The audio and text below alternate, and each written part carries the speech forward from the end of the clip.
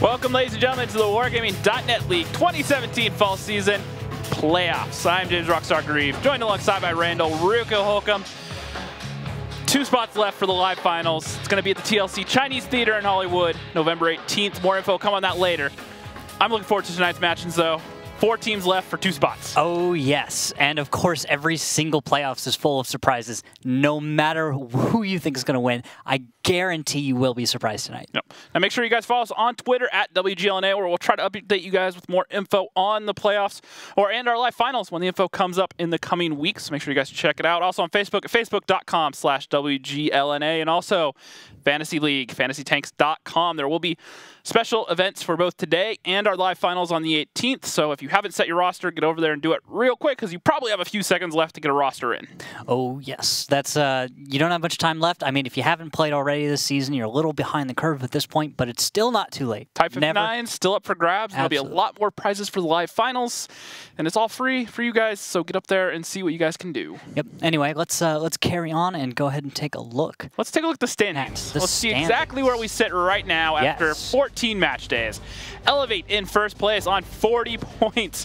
Yeah. Eclipse coming in there, another 27 points. Just eking into second place.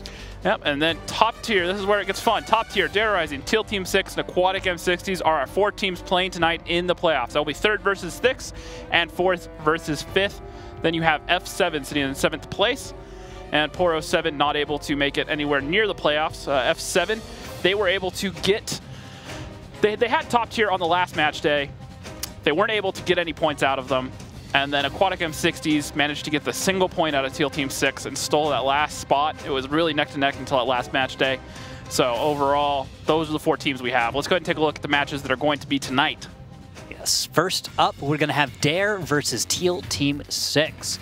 That is one match to watch out for. These 2 teams are very familiar with each other and have played in the past with surprising results. But top tier and Aquatic M60s will be our second match of the night. That's actually going to be a rematch of last playoffs. That was those same 2 teams. That match went all the way to overtime, so there's already a bit of history between those 2 teams. Yeah, that's what's wonderful about tonight, is that there is so much between both teams that really there's plenty of reason for either team to win, and it's going to come down to who has that determination and grit. Yep. Now let's go ahead and talk about our first match, which is going to be Dare Rising versus Teal Team 6. Dare Rising picking up Mr. Man just a week ago, coming over from Aquatic M60s, joining Dark Ninja, also a former teammate from Aquatic M60s, now on this roster. Yep, and on the other side, we're going to take a look at Teal Team 6, the upcoming team who, at the beginning of the season, didn't look like much, but really turned into something. You're looking at new players on the team, Commander J being one of those, and Ali the Persian dude jumping over from F7. Now remember, this team is a team that came out of the Gold League qualifiers this season. They only have Silver League experience before this. They have a few players that have played in the Gold League before, such as Viral. Honestly, a decent number of them have. Well, but 2 or 3 of them, yeah. Yeah, but the point of this all is that they really know what they're doing. Yeah, this season, yeah, as they've gotten more experience brought into this roster. I mean, look at the roster changes they made this season. Besides Commander J and Ali the Persian dude, also bringing in Spooky mid-season. You know, those are 3 players with quite a long pedigree. So, you know, they have the experience now. And, you know, with results like 5-0ing against Eclipse, you know, they've already surprised us. I've been thoroughly impressed. Very unique strats, changing things up.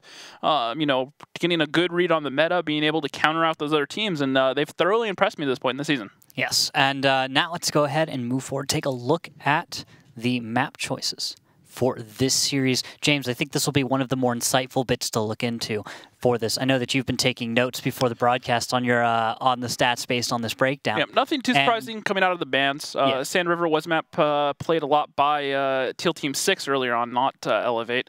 But you know, Ghost Town is also one of Dare's better maps, which would make sense why Teal Team 6 wanted to get rid of it. Yeah, and so the first map up is going to end up being Prohorovka, and then you're going to have Cliff after that. So Proc being map number 1. What are your thoughts on that one, James? Both teams are about even. They both sit at about 60% win rate overall on the season, so no surprise there. And then we move on to Cliff, which is actually heavily in favor of Dare Rising. Teal Team 6 only have a 40% win rate on it. And then we'll move on to Muravanka as the next map, which is actually, these teams, like, they're one of their worst maps. Both of them. Yeah. They both play it fairly poorly. They've played it a lot, both over 10 times a piece, but they both have sub 40% win rates on it. So the fact that they managed to squeak all the way through, I think it comes down to we know what maps you're good on. We don't want to play those. Yeah, get rid of Himmelsdorf, get rid of Mine, Sand River, Ghost Town. Get rid of each other's good maps, and this is what's left. And then Ruinberg coming up last. Once again, they're about even. So the map pool, there isn't too much that really strikes out at me outside of that Cliff. But even Teal Team 6 recently, they've looked good on it. They got the win versus Eclipse on Cliff. So I think they should be able to at least go 1-1 with Dare Rising later. Yeah, so altogether, I think the analysis is a rather close match. And then the tiebreaker being Mines is a nice way to switch that one up. Mines looks like, did you check to see whose favor that was? No, I didn't. Of course, but it's pretty one-sided. Both teams have played defense pretty well. I really like what Teal Team 6 has done on it recently, getting a bit more aggressive. But Dare also have some pretty decent offenses. So I think a lot of it's going to come down to whoever has the fastest attack during the regular matches, and we'll see if we get to that tiebreaker. At that point, whoever gets to pick defense, I think will have the advantage when we get that far. Yeah, I tend to agree there as well.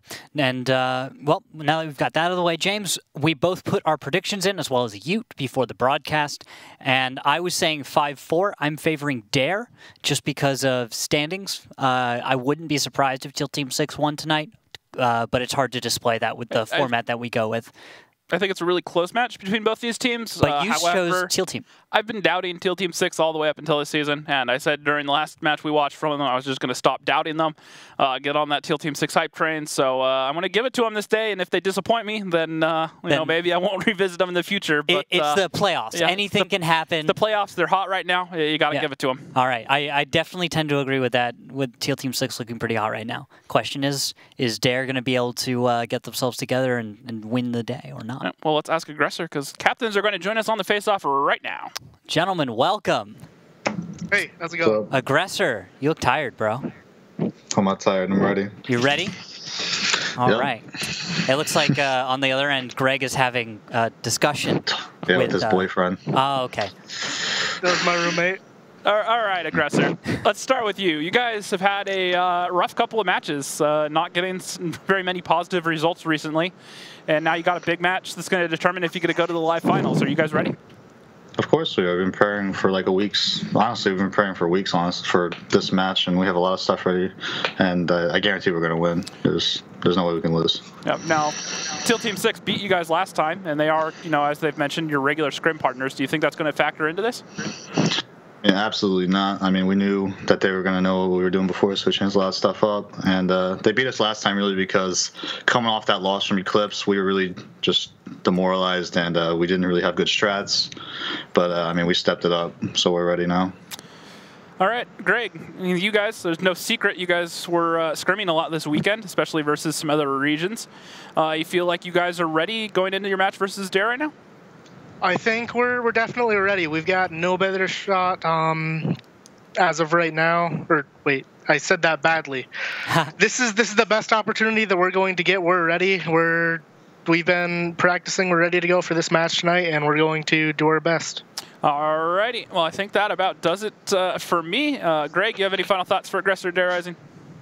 I have a final thought for you, actually. Oh. Okay, let's hear it. So I heard last when we played Eclipse that you were hopping on the TT6 hype train. Mm-hmm.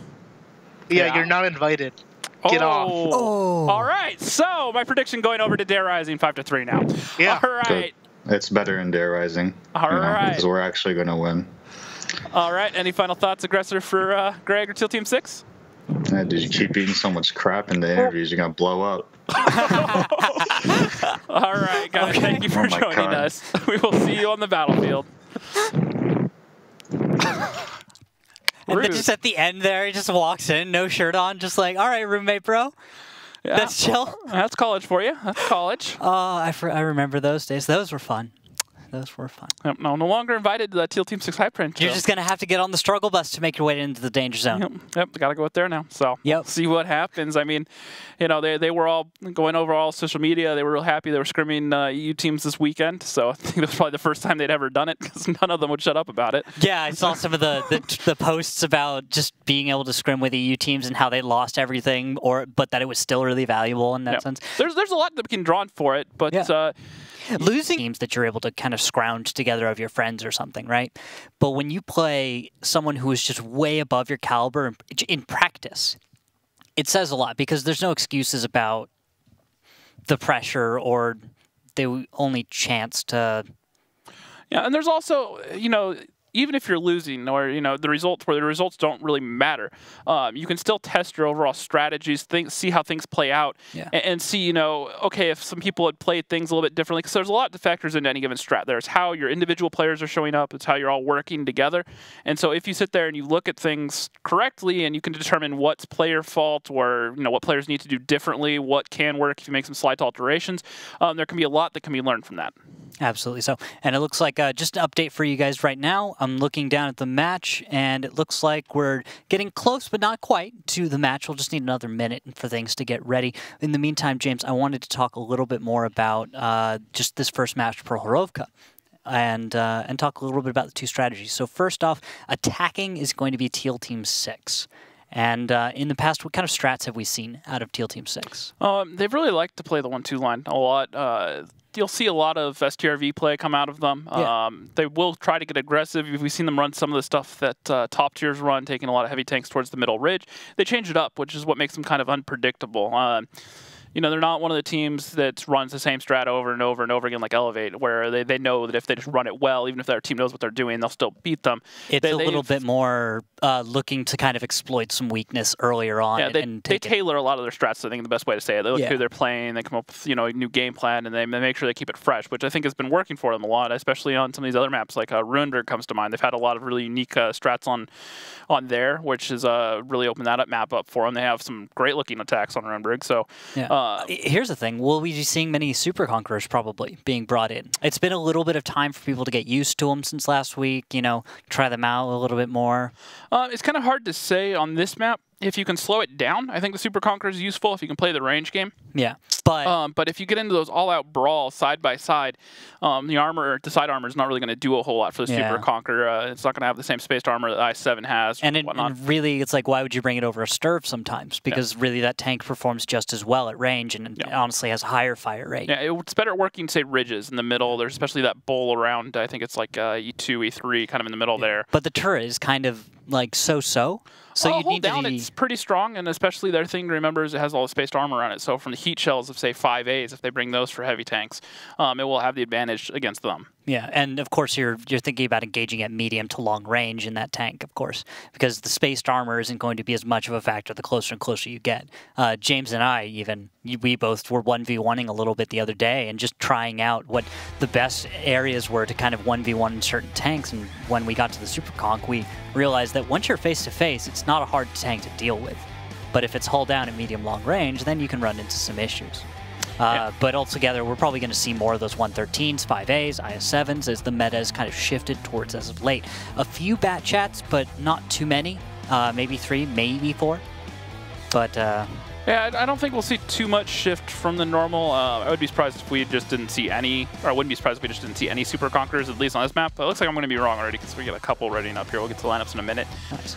So, you know, working the ridges, I think 1 or 2. I don't think we'll see them just straight up replace a lot of the Chinese heavy tanks that we've been seeing, but, you know, 1 or 2 added in for some variety, the gun depression, working the ridge, and the raw DPM. Now, lineups do come in. Dare Rising, the first round of the playoffs. 3 IS-7s, Super Conqueror, an STRV, and 2 bat chats. This is Mr. Man playing the STRV, no surprise there. An aggressor in the Super Conq. Teal Team 6, 4 IS-7s, 2 bat chats, and a T100 LT.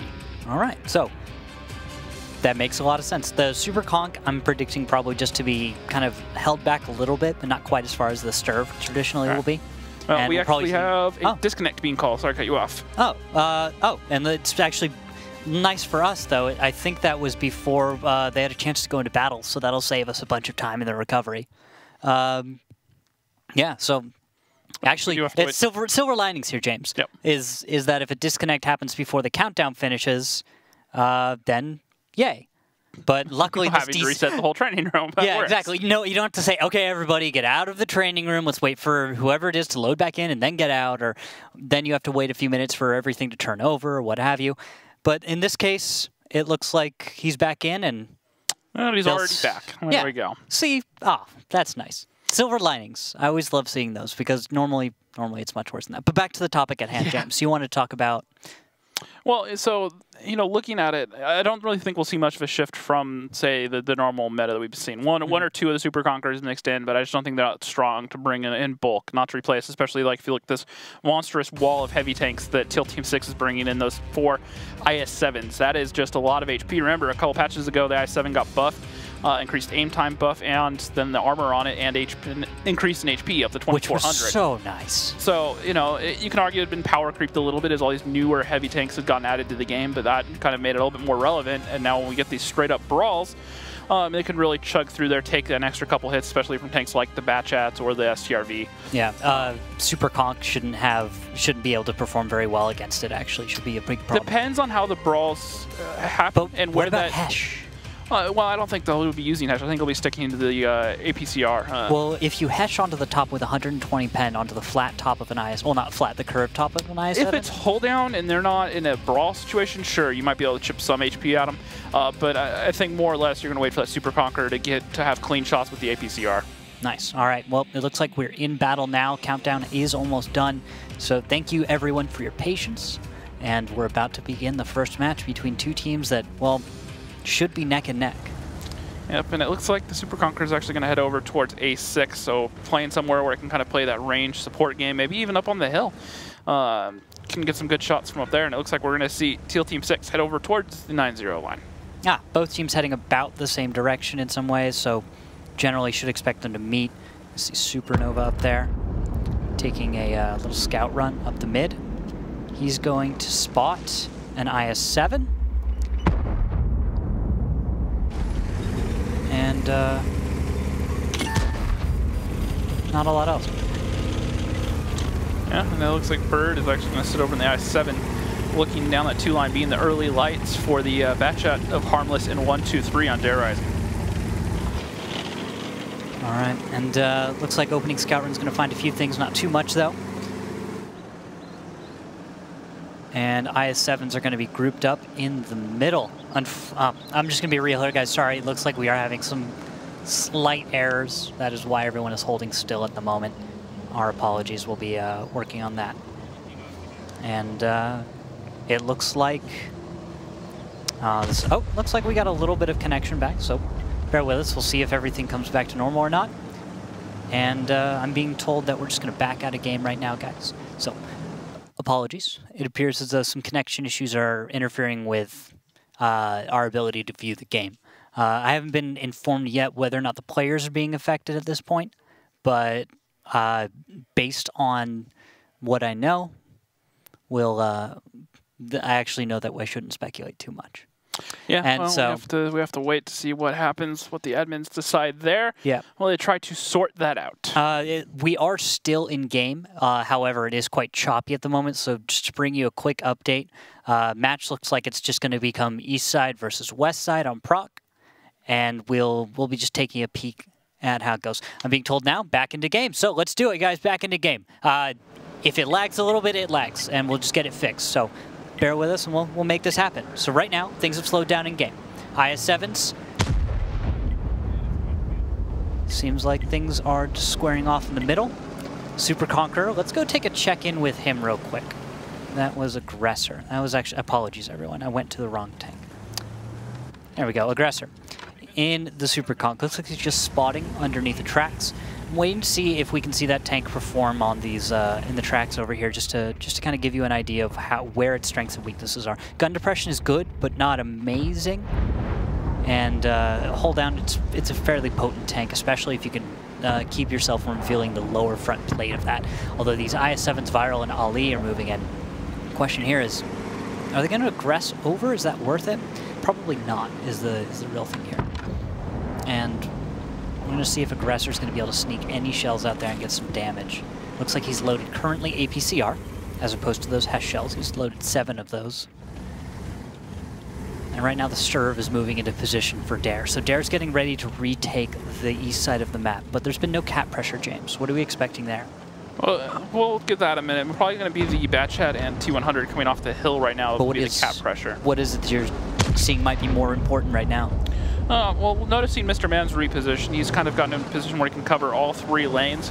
And Aggressor has the added gun depression in that Super Conqueror, so unless he gets dumped over on, at which point the STRV and the Batchat should be able to farm the tanks from Teal Team 6, I don't think they're going to be able to do too much because they have easy lights and easy resets on that east cap right now. Yeah, also, do you think that between the Batchats and IS-7, they'd be able to get the kill quickly enough? Because they'd get the kill, certainly. Looks like it's about time, and there they go up and over. Actually, Mr. Man is not quite in position, and so he's not going to be able to get off the first volley. Finally gets into position, puts one right into the side of Viral there, and Aggressor, nice play, Smart up play. and over. He gets tracked, but he's going to get over, and he's going to deal with Zombie Food. And even if Zombie Food can empty his clip, he should be able to pump out some damage. And Viral trying to go back over, he's going to get clipped out by 1, 2, 3.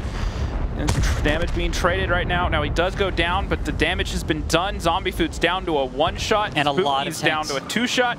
A lot of tanks here from Teal Team 6 are split from the rest of the formation. It's quite sloppy right now, very delicate. If Dare can get the focus fire going, they can take some small leads here, but if they can't, if they let this slow down and allow themselves to be taken apart, Dark Ninja goes down, though in exchange for Greg. If Dare can hold on here, they should be able to take the win. Look at the hit points right now, 7,000 versus 2,800. Teal Team 6 spent a lot in order to take care of one tank. Persian dude gets set on fire, and Fire Extinguisher ends up putting it out. But not going to last him for much longer. Oh, no, it is.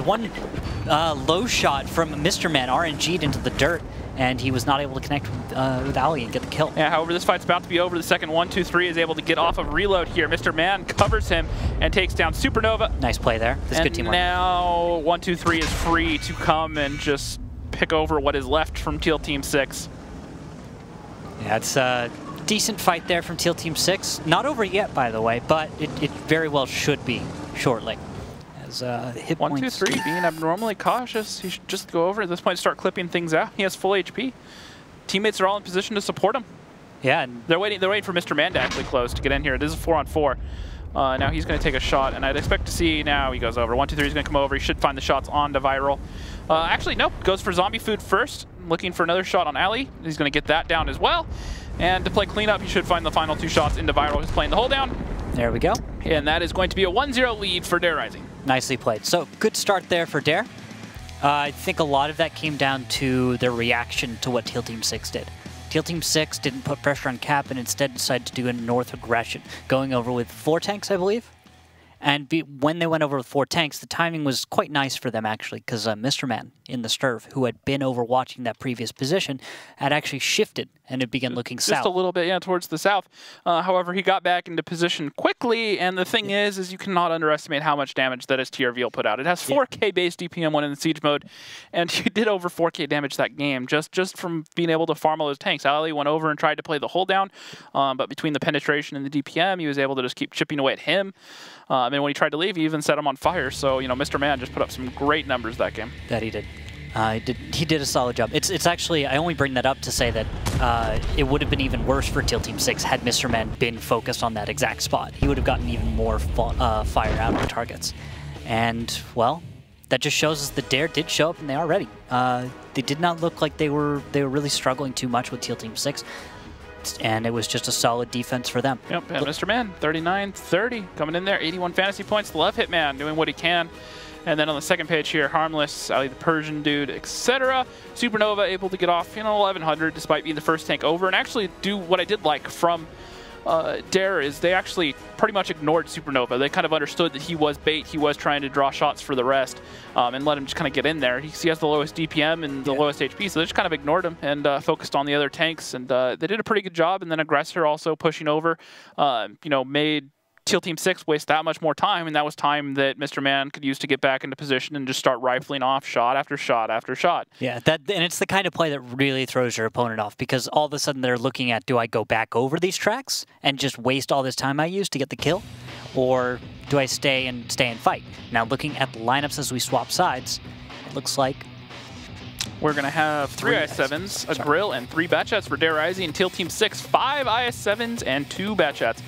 I think the final thought on that last game is I think it kind of felt like Teal Team 6 was trying a little bit too much to force a fight and not really in a good position to really execute. Yeah, maybe trying to catch Dare off guard or a little bit unready. Also could just be some playoff nerves. They were trying to get things amped and going, wanted to really take the fight to them, and just got a little bit too far ahead of themselves too early. I can see that. Because they really didn't have much of an opening. They had the one overmatch, but they should have understood that they were pushing into the crossfire that they did. And I felt like they kind of underestimated exactly how much they'd pay to get Aggressor down. Well, it also could have been the fact that it looked like an inevitable loss without action. Yeah. But now, on to this one. IS-7s, 3 of them, heading right towards the mid to hit the tracks and see if they see anything. Looks like they're going to find Mr. Man, and that's the indication right there. You see the grill on the east side, you know what's happening. Also, IS-7's Bird, Aggressor, and Nationwide. It looks like even Harmless and 1-2-3 get spotted by, looks like zombie food back there. So intel is there. Teal Team 6 knows what they have to do, and they're up against a similar controlling situation to what they were up against on the opposite side's previous battle. Slightly different tank lineups, of course. Yep, now Mr. Man is playing behind all these buildings in this Grill 15, just trying to find the shots through here onto these IS-7s. Now, I did criticize him a little bit last, and it took a little while for him to kind of get into the fight. But by that point, his team had already bled so many tanks that it really didn't matter where he was. 2-3 is even peeking over down the range and throws one into Viral. And that might prompt a push from Teal Team 6. If you prod them enough. No, they're going over. That's going to be Dare. They're going for the brawl. They have the isolation. And the first volley is actually not landing. Now Viral does take one shot as he crests that top ridge. They immediately regret this decision because Spooky was there, because all the IS-7s responded. They are going to get Ali the Persian dude down, and now if the Grill can get in here as well, they may be able to make this work. So they do take down. That is going to be Viral going down, and the Aggressor gets traded out. Now Greg's down to a 2-shot. And Supernova is going to go up and over. Now the Batjets are reloading. If Dare can survive this reload from their Batjets, they can win this. However, they need to slow down these tanks from Teal Team 6 for the next 30 seconds. Looks Mr. Man's loaded. Goes for a target. He does put a shot. Not going to be. Love Hitman. He's going to go down though. And Zombie Food's almost loaded. Once he is, that's going to be a dead Nationwide. Nationwide without much support. However, Harmless is almost there as well. Once he's loaded, he should be able to clean up these IS-7s fairly well, actually. Yeah, he's going to come in here. He's going to get the shot onto Greg. He has a lot of HP. They know Harmless is loaded. Yep, and now the other Batchet's also coming in. Now this is just a straight up brawl. Now the clip potential for these Batchets is vitally important right now. They know that Zombie Food's reloading, so they are going to go ahead and take him down. Now if they can get Greg down, they could have just won this. But now look at this. It looks like a 2v3, but the thing is that's actually 1. Supernova's alone. Spooky is all the way on the east side of the map on reload right now. All of these Batchets are reloading. Yeah, he could find them for a fight, but if they split up well enough, they could create a crossfire and win. Problem is Spooky's full health, and he's 15 hit points But they also know that he's reloading. Oh, Harmless goes down. Nicely played over there. Supernova might be able to actually hold on to this for a bit. Yep. And he should find the shot when he comes over the ridge now. And Dark doing what he can, playing with the terrain here. 1, 2, 3 peeking up from the rock. Now 1, 2, 3 looks to be almost loaded. And shots fired right there. Spooky just dives in, knows he has the HP. And 1, 2, 3 doing what he can to rifle shots off into him. Yeah, I was trying to shoot a hold down Batchat. Not too hard, but can be a little tricky at times. Second one to the turret. Gonna land this shot. Final shot misses. He misses. They both miss. Oh, Spooky has 1 shell left, and 1, 2, 3 is going to try to get out of there, but Supernova finds the shot in a very close game. It's going to see Teal Team 6 pick up their first round. Just barely. Very delicate situation. I think overall that was just that was some playoff brawls right there. That's what it was, James. A lot of early missed shots from Dare, I think, really kind of bit them there. When they made that first push over, they hadn't really quite settled. Then I saw multiple shots from those I-7s kind of hit the dirt, and so that opening volley wasn't as effective as it should have been. And those opening volleys are crucial because you need to get out as much damage as you can early, and you need to try to get the gun advantage. And they pushed into a situation where for a few seconds they had the overmatch, but Teal Team 6 they wasted it. Yeah, Teal Team 6 did a good job with the response. They got the I-7s up and over, they paid the toll, and they made sure they got back in there to support their teammates. The problem was that well, that push from Dare was good. It was the right opportunity, I think. It's just because they missed those shots, they didn't get anything out of it. They bled HP and didn't trade. If they'd managed to get one of those I-7s down, things could have snowballed in their favor a lot sooner. And look at how close that game was. Yeah, just because of that. I think that's a lack of a kill right there. Because you move on over and Bird ends up going down more than anyone else. Look, Ollie and Viral are left at low health, but the focus wasn't there for Dare. And because of that, the positioning, the kind of just disorganization of it a little bit. I'm trying not to be too harsh. It's very delicate, the difference here between focus fire and not, especially at this level of play. And that's the difference we're trying to make here is that. Yeah, but Dark Ninja doing what he can. 4K damage, 1 kill, 110 fantasy points just about. Spooky doing what he can as well, and they're 3,300. But the one to notice there is Supernova, 2,600, 5 kills, 82 fantasy points. Yeah, that's actually a lot less damage than it really could have done. And then on the second page, the Grill, only doing 1,500. A little bit disappointing on that sense, because you really want that Grill to be pumping out more damage. But because the Grill... Also, the thing though to remember is remember the Alpha. Now, I think that's kind of what Dare were going for with that push. They saw the opportunity, and well, they only had 3 I-7s there. With the Grill, it's an extra 7. Just a 1-1 map, just no real huge gains for either team. Statistically across the season, it is sided towards Dare. However, recently Teal Team 6 have looked very strong on it, including able to get that closeout versus Eclipse during a couple match days ago. So they've sharpened their teeth a little bit, and I think they can do well. And they are starting on defense. And looking at the lineups, it doesn't look like they're actually going to run a standard defensive lineup. No STRV. Instead, 5 Batchats and 2 5As. Dare Rising, on the other hand, 2 IS-7s and 5 Batchats of their own. So the main difference here is IS-7s versus 5As, DPM versus Armor. All right, we'll see which one ends up working out, as the opening aggression from Dare is right up the middle. This is almost a storybook strat, one from way back when, where the normal move was just scouting across the open like Aggressors was doing. Is Dare just going to go over? No, there's no way. You don't do that. That would be silly. That would be silly. And there we go. Aggressor taking fire from Zombie Food.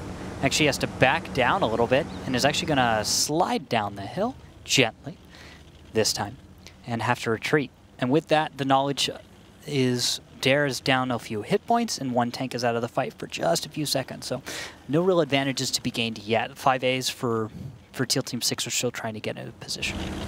Dark Ninja is going to be climbing up the backside of the mountain. The 5As are coming around on the south there trying to get into the fight. And that's they'll be coming up against IS-7s. Now, if you look at this, Aggressor's position, he's going to have the crossfire right here. Now, these IS-7s right here need to not overcommit. They need to make sure they stay back off. And from this, they should, if they can get the cap pressure, they should have enough focus fire in this area to stop them from getting the resets. So definitely keep an eye on that, especially on the IS-7s on the south. That's going to be the key right now. It's the IS-7s in the south and 1, 2, 3 and Dark Ninja in the middle. Yep, and here we go. First aggression coming through. Love Hitman taking 2 to the front of his 5A. Nationwide simping a little bit. It's trying to spread the damage around as Viral and Love Hitman are going to square. This is what I worry about. These IS-7s need to not be overcommitted because they're susceptible to being overmatched. The rest of the guns are behind them and have no angles to support them if they push that far forward. You're right, and they are going to start backing off, causing Viral to put one into the dirt. Same time, it looks like Love Hitman's going to try and move up, and so Nationwide and Bird are going to start getting peppered over the next few minutes until something is done. Looks like Harmless is going to start firing a little bit, and looks like Craig takes a lot of damage poking up and over, trying to find some damage on the IS-7s, and he goes down to Mr. Man. Nicely played. Good pick there from Mr. Man in the backfield that was given up by Teal Team 6. Looks like Viral, Supernova are going to start moving around. They're out in the open. Viral takes one shell, fires back at Dark Ninja. Harmless is going to put one into Supernova, and that's going to kind of just still hurt a little bit. IS-7s are going to deal with this, and the Batchats are in position, and they're trying to push towards 1, 2, 3. And that's going to be the aggression, the pinch right there onto Nationwide. Focus him, he's down. Love Hitman is incredibly low, and this is going to be costly, but could pay off. And Aggressor is just rifling off shots from the south, the same crossfire I warned you guys about. Nicely played. Now, damage is still in favor of Dare Rising. They're up by about 2,000. However, the gun advantage is in favor of Teal Team 6 right now. There's Love Hitman taking fire from the hill. Bouncing off the side of his 5A, though. Skirts on that being just enough to help him deal. And Zombie Food and Ali begin the climb to the top of the mountain. Harmless getting into position. And Mr. Man's also coming off reload. He's going to have the angles on the back there. Puts one towards Viral, but not into him. And Dark Ninja with only 2 shells. Can he help hold off Zombie Food? He doesn't quite have the damage that they really need to make this happen. Yeah, no, he's going to find a shot. He should be able to take down Love Hitman. Now, the big one here is Aggressor. Needs to make sure he gets into the fight. Needs to get his HP in there. He can actually kill the 2 tanks on the south by himself. He has the HP and the clip to take down the Love Hitman and Viral. So keep an eye on that. There's the angle. Zombie Food and Ali try and find it onto Harmless. Harmless runs side of the mountain. This is a dangerous position for him. Could end up falling to his death. Dark Ninja even deciding to escape, and Dark is in a dangerous spot as well. All right. Very tedious for both of them, and they'll both have to try and just stay alive a little bit longer. Now, Aggressor takes some shots from Spooky. Good spotting there early on. Oh, no. But Aggressor still has the HP over him, and it looks like Mr. Man's going to join him, and they could take this retake through the middle. Harmless barely lives after flipping over there. He's able to just stay alive. Now, Viral's pretty exposed, James, although look at this with Ali. Ali's coming down, and Mr. Man is going to be able to focus him out. Viral's going to come over as well. Now, Mr. Man takes down Ali, but Viral's caught out in the open. The Batchats should be loaded. And they're actually going to ignore him and go for a Zombie. Oh, but look at Dark's position. This high ground is beautiful for him. And he's going to find Zombie Food. Zombie's not looking the right way. Takes him down. Shifts onto... not onto Viral. All right. Okay, that works. This is sloppy play from both teams. Now, Mr. Man, the 2 teammates, they do take down Skeleton. It is a 2v2. HP is in favor of Dare, but these Batchats need to get on their reload. Gets 1 shot into Viral. He only has 1 shot left. Mr. Man has to make this connection. He bounces. He's going to have to leave, and that's another low roll right there, and so Batchats are going to need to run away, live for now, if they can. Dark Ninja takes a shot. Gets tracked behind a rock. He's going to have to take cover there, but he won't be able to stay alive for very long. Now, have they been counting shells? Do they know these Batchats are reloading? Judging by the posturing of the 5As, they don't know that they're out of shells. No, they should know. They should know based on the posturing of the Batchats. The Batchats have disengaged. They would have stayed engaged if they'd known they had shells. And because of that, Mr. Man is seconds away, though. He could get the Love Hitman from the angle he's in. He's looking for it. He's about to be off reload, and he's second now. And there it goes. He gets him, but Viral picks up Dark Ninja. It is a 1v1, and both are 1-shots. Yep, 367. What's the probability that that low rolls? Very low. 390 alpha. 390 alpha, that means he can do... like 288, something around that. Beat around 290, high 290s. Yeah. So he actually shouldn't be able to. Yep. Now Dare is the attacking team, so Viral does have the advantage, and he is in a nice position on top of the hill. So we'll have to see what Mr. Man can do with this.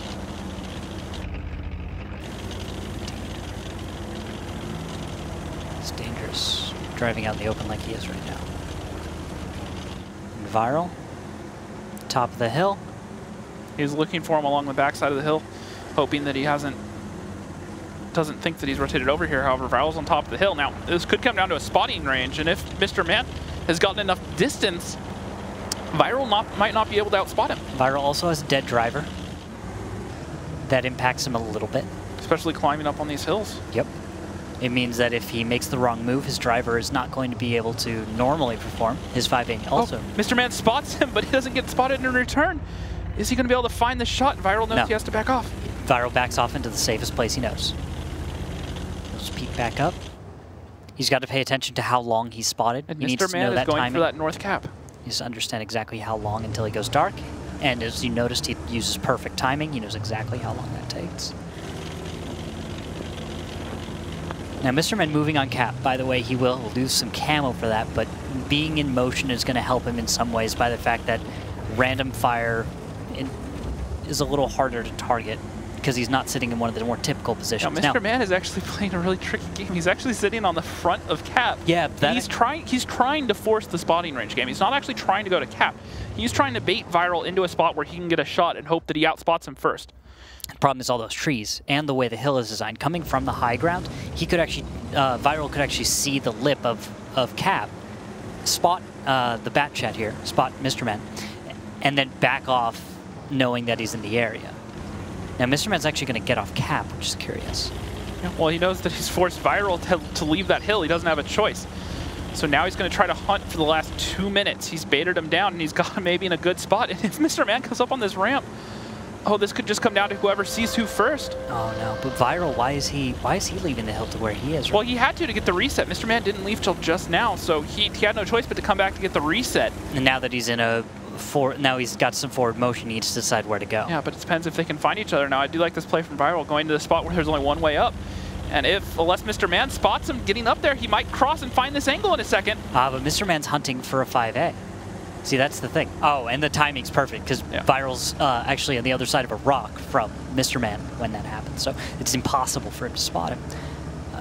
Because of that, Viral might actually be able to make time run out and get the kill. Although, whoa, Viral gets spotted. Yep, and Mr. Man has not been spotted, so he might be able to find a shot in here now. If Viral doesn't know where he's being spotted from, Mr. Man may do this. He's trying to let it aim.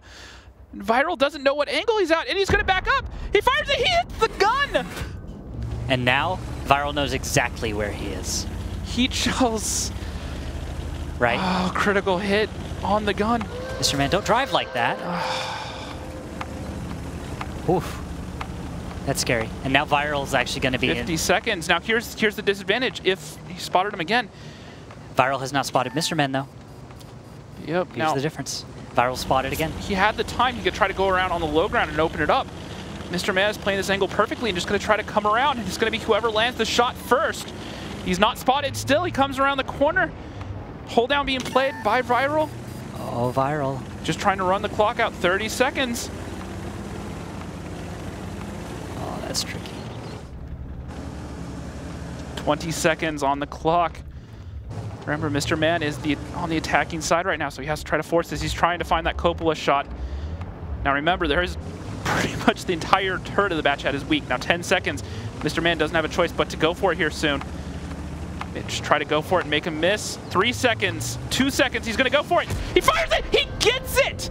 And Dare snatched that from the... Wow. We have not seen fun 1v1s like that in a long time. Okay, that's one for the highlight reel right there. Oh, my heart. You okay there, buddy? You got a little excited. Split seconds there. Yeah. Had Viral just fired, he could have pre-fired that whole thing. But he didn't want to risk it, and he held the shot just a second, just a fraction of a second to make sure that he wouldn't miss, and he ended up taking the shell.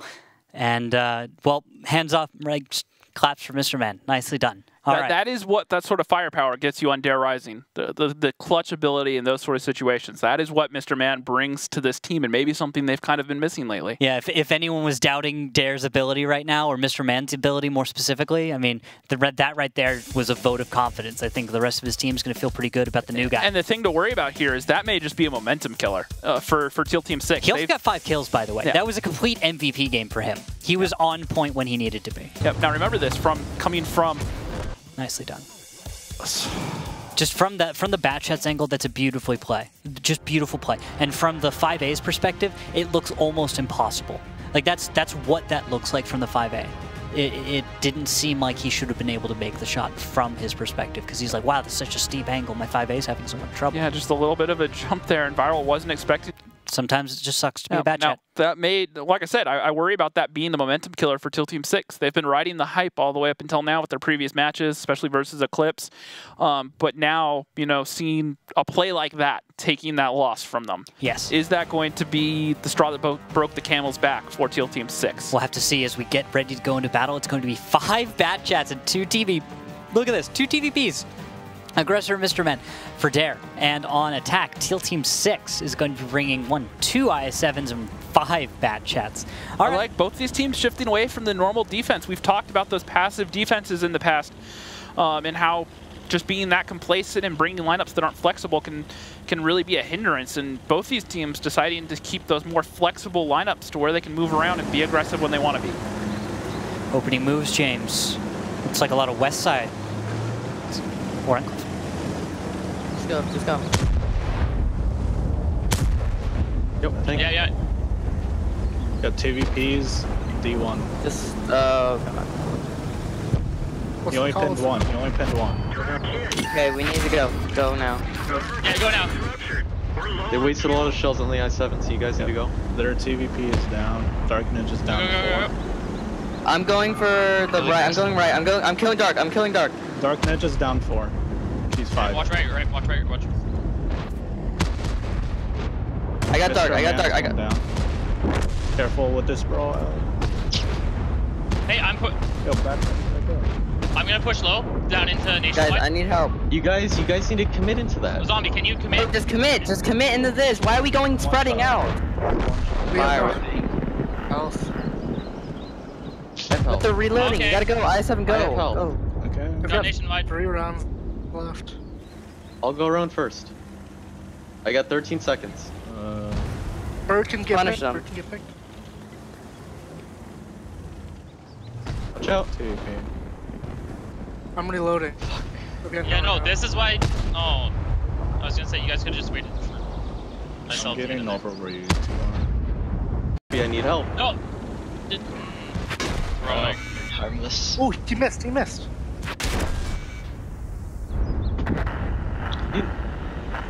I don't know why you guys delayed so long right here. Hey man. Get IS7s, we need to just go forward. Yeah, but Yeah. you didn't No, need to go I down. went down. No, I didn't think we had to push the top side that fast. I was 2, so I was 2. That's Teal Team 6, where they were fairly strong up until that last win or loss. They're going to need to rally, get themselves back together, and focus up. We've talked in the past about how this is a team of very hot-headed individuals. Personalities. Personalities. And they made that work for them. And, you know, we've heard early on, you know, they have those heated discussions. And that's what a team like this needs sometimes. However, when the tilt factor sets in, and when you have stuff like Mr. Man clutching at the last second, and it may have just been an individual misplay, when, you know, and everyone's going to start kind of disagreeing, well, we could have done this or this. If that isn't controlled properly, it can really be a negative factor in a team. And you kind of saw it this last game, just falling apart, a lot of disagreements about how that should have been played. But I'll make this also another point, James, which is that the comms we were hearing were somewhat correct in their self-criticism. Yep. We heard Teal Team 6 understanding exactly what they did wrong, criticizing themselves for their performance. Say what you will about it, but it'll happen sometimes. Yep, I agree, but you got to be able to control it and leave it just to this one game. So if they need to make sure it doesn't roll over as we go into Muravanka next. So looking at the damage here, Zombie Food doing what he could for Teal Team 6, but then Aggressor and Mr. Man in the TVPs, those were the two that really stood out to me. Mr. Man working that one line brilliantly, and Aggressor kind of working in with the bat jets. That faster reload really paid off for Dare Rising. Yeah, there were some noticeable lulls in what Dare was able to bring as far as the fight, but they were able to just pump out way more damage. And because Teal Team 6 wasn't as organized and wasn't as focused on forward is the best direction, you know? Like, because they weren't doing that, they actually lost. They could have overrun a number of positions given, you know, a little bit more oomph in their go. Because they stopped, because they slowed down. And then they also split up and decided to take fights in different spots. But I guess that's enough is enough on that one. I think everyone understands. Let's go into Murrow. And talk to me about a little bit here. What were the stats again, the side preferences for either team? So on this one, they're actually pretty even stat-wise on Muravanka. This is actually one of those maps we talked about where neither of them are particularly great at it, which is kind of funny that it got through. But I think, once again, we talked about how it's probably more the fact that it's trying to pick which maps they don't want to play rather than picking which maps they do want to play. Yeah. And so looking through at the lineups coming in here, some fascinating lineups for both. Dare Rising going to come in here with a Mouse, 3 IS-7s, a Super Conqueror, a 5A, and a Bat Chat. Interesting. They are the attacking side. Then over on Teal Team 6, a Kronwagen, 2 5As, 3 Bat Chats, and a T100. And notice who's stepping into the lineup. Commander J! Would you look at that? Your first appearance for the team is in the middle of the online playoffs. Yeah, I'm down with that. Commander J is a phenomenal tanker. He is the encyclopedia of tanks. He's been around in this game since as long as anyone can remember. And around in this game, I mean involved. All the way back to the old Simple Tankers. Yeah, even... It's difficult to even... Well, actually, he was on, wasn't he on River of Blood? Oh, yeah, he's been around before any of those teams existed. No. It's hard to put into words. I would have to find a date or something of when he did one of his many. The one thing I will say is he is kind of the polar opposite of a majority of the personalities that are on Teal Team 6. He is super knowledgeable, but he's also very mellow. Super mellow. He's great to hang out with. You can just go chat with him for hours. Yeah, where the rest of Teal Team 6 is very young and amped up and hyped and energetic. Emotional, I think is the best way to put it. A little bit. And nationwide in that map. Hey, that's... A repair. That's not good. I mean, yeah, he brought a kit, so... But that's why you bring a Mouse for this position, though. You know that you're going to pay tolls getting into it. You know that there's a chance that you get overmatched. So you just need a tank that'll survive there as long as possible. The only other option besides the Mouse, really, is the IS-4. Yep. And the Kronwagen's not quite in position to play the normally defensive role on cap, so Dark Ninja Bird and Aggressor are able to get on cap right now. And they'll begin putting cap points on, prompting a response from Teal Team 6. That Mouse, James, do you think that Mouse is going to be enough to stop that aggression coming from the east side? Well, it's not so much a matter of stopping the aggression, but it's stopping the free reset angle along that E-line where it looks like Commander J and Spooky are setting up trying to find those resets. You should be able to get some spots on him if he kind of pulls forward. However, he is spotted first. Indeed. And there we go. Because he knows he's spotted, he knows what's coming. And that's also, look at this. Look at 5 seconds. No one's in position. It's down to those bat chats to find that angle. Zombie's going for doing what he could. And no, he's coming around. 5, and that's a cap out. That is Dare Rising taking the fast cap. Really? Yes, it is. And that's cap. Really, truly is. Huh. The tilt is real. Yeah. Or Dare is just on a roll. Whatever it is. No response there from Teal Team 6. It's one more. One more is it, guys. This is it. This is match point. I am glad Greg kicked me off that train because I'm on the train that's actually going to make it to the playoffs right now. Hey, don't say that. Right now, this is Teal Team 6 not quite being what we thought they would be. And they're going to call a timeout right now. Take a second, kind of regroup, which I think is smart. They arguably should have done it after Cliff, but right now, after that, of all matches, that's the final straw. Yeah, that's when you know you really need to do something. Because right now it's 4-1. You're down. You have to come back right now and win. You have to win the next 3 battles in a row. So you're going to have to win. Well, 4 battles in a row, really. Yes. If you're going to make it to the live finals. You're right. But all you have to do is win at all. Overtime, normal match, whatever, right? It doesn't make a difference here. You still go ahead. Yep. And so they're going to have to win Murrow on attack. And then they're going to have to go over to Ruinberg and win both sides. And then they're going to have to win I will say, of all maps, Ruinberg is a map where Teal Team 6 have looked very strong lately. But here's another point, James. Who has the fastest attack, and how fast was that?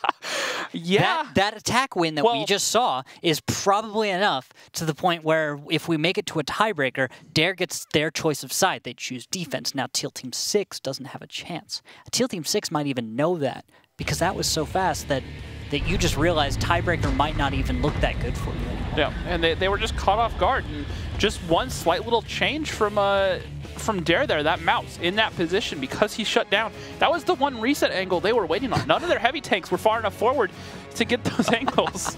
Look at the damage outputs overall. Barely any, no kills.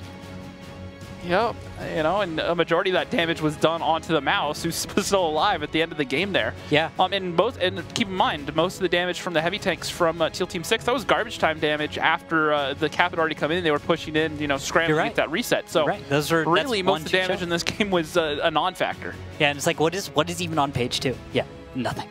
Yeah, unfortunately. Commander J actually got some damage, although he's actually going to go to the bench now. Back down. Commander goes down, Emu comes back up. And that's too bad. And both the two new additions for Teal Team 6 down on the bench now, actually. Ali being dropped down as well.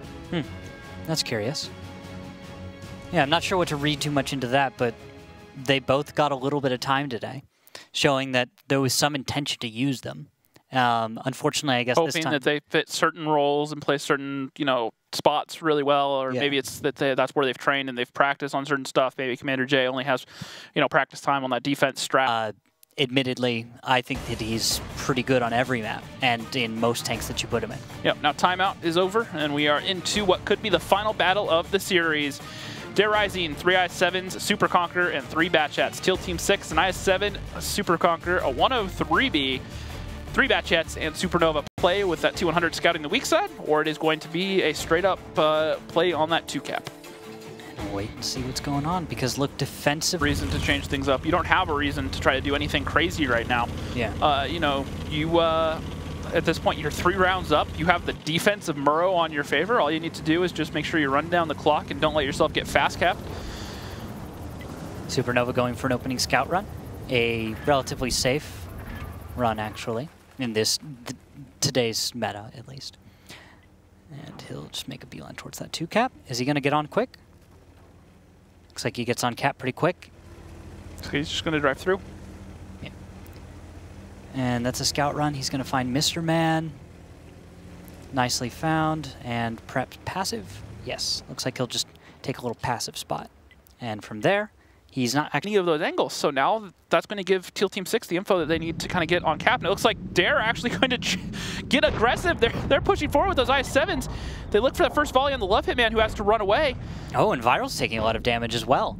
Although that's going to be from a hidden Batchat, harmless. Viral finally finds him. Yeah, and once again, Super Conqueror doesn't have the greatest hull, so when he pushed up like that and no longer was hull down, he took a lot of damage. However, Bird has gotten clipped out by Greg, so a lot of damage gone off, and now he's going to back up. And HP is just about even, but there's an IS-7 and a Conqueror, both, well, now Love Hitman goes down, and Conqueror's about to go down, so this could be a favorable trade in favor of Dare Rising right now. That is, and Viral, while trying to seek another shell, actually exposes himself and takes one from Aggressor. Because of that, he's now one-shot. And they know that they have the overmatch here, and they know that the rest of the guns are not in position, so Viral is all alone, and it doesn't matter. Aggressor's just going to push in. He's not even going to try to play the corner game here. He's just going to let him shoot him, and he is going to make sure he gets the final kill shot on Viral right now. There we go. That's 2 down. 2 down for Teal Team 6. Hit points, though, not too bad. And Dare Rising are 5 tanks away from securing their spot to our live finals. All right. Well, Dare just holding on here. Has been doing a phenomenal job. Might get caught out by zombie food. Needs to be careful. No, all my bats need to group up here. I'm gonna kill this fucking bat. Yeah, you need to chase that bat. Nation chase him. Nation chase him. The rest of my tanks can help me too. What's these guys' loads? What's these guys' loads? One of them is clipped. Okay, don't YOLO hard. Don't YOLO too hard. Yeah, be careful. Yeah, careful. Zombies reloading, so focus on the... And I'm not going behind him as well. Over. Everyone over. Let's go. We're going into this right now. Let's go. Let's finish it up. Hold on, guys. I got a lot of HP. Careful. Shots just stay there. Nice. I'm going to be honest. Wait, I'm going to be honest. Let's go. Finish him out. Finish the game right here, boys. Finish the game. I got 2k HP. Kill that Batchat that's out in flank. Kill the Batchat that's out in flank. Kill light tank, yeah? Yeah. I have 2 seconds on killing Spooky. I'm 20 seconds on low. I got Spook. Okay, you got Spook. Nice. Nice. I'm Kill gonna just Surf, push it, kill just fucking. Surf. I'm gonna Yeah. push it, just cover me, dude. You got the shit, boys. GG. Kill Surf, boys. Everyone hit him. Everyone hit him. No one Yeah. say anything until it's completely over, though. Yeah, it's not fucking over yet, boy. The Surf is still winning. No, the Surf can get a solo kill. We just kill him here. He's tilting. He's done. They're done. They're done. GG. That's fucking it, boys. Alright, let's chase this fucking that down and win the game. That's what I'm fucking talking about. That's how we fucking do it, boys. That's how we fucking do it. We don't fucking hell fucking yeah. All right. And you can hear how excited Aggressor is because they just secured their spot to Hollywood November 18th for our live finals. Now, before we get into Dare too much, Teal Team 6, it has been a real pleasure watching you guys this season, despite any shots taken earlier in this show. You know, you guys have really surprised me this season.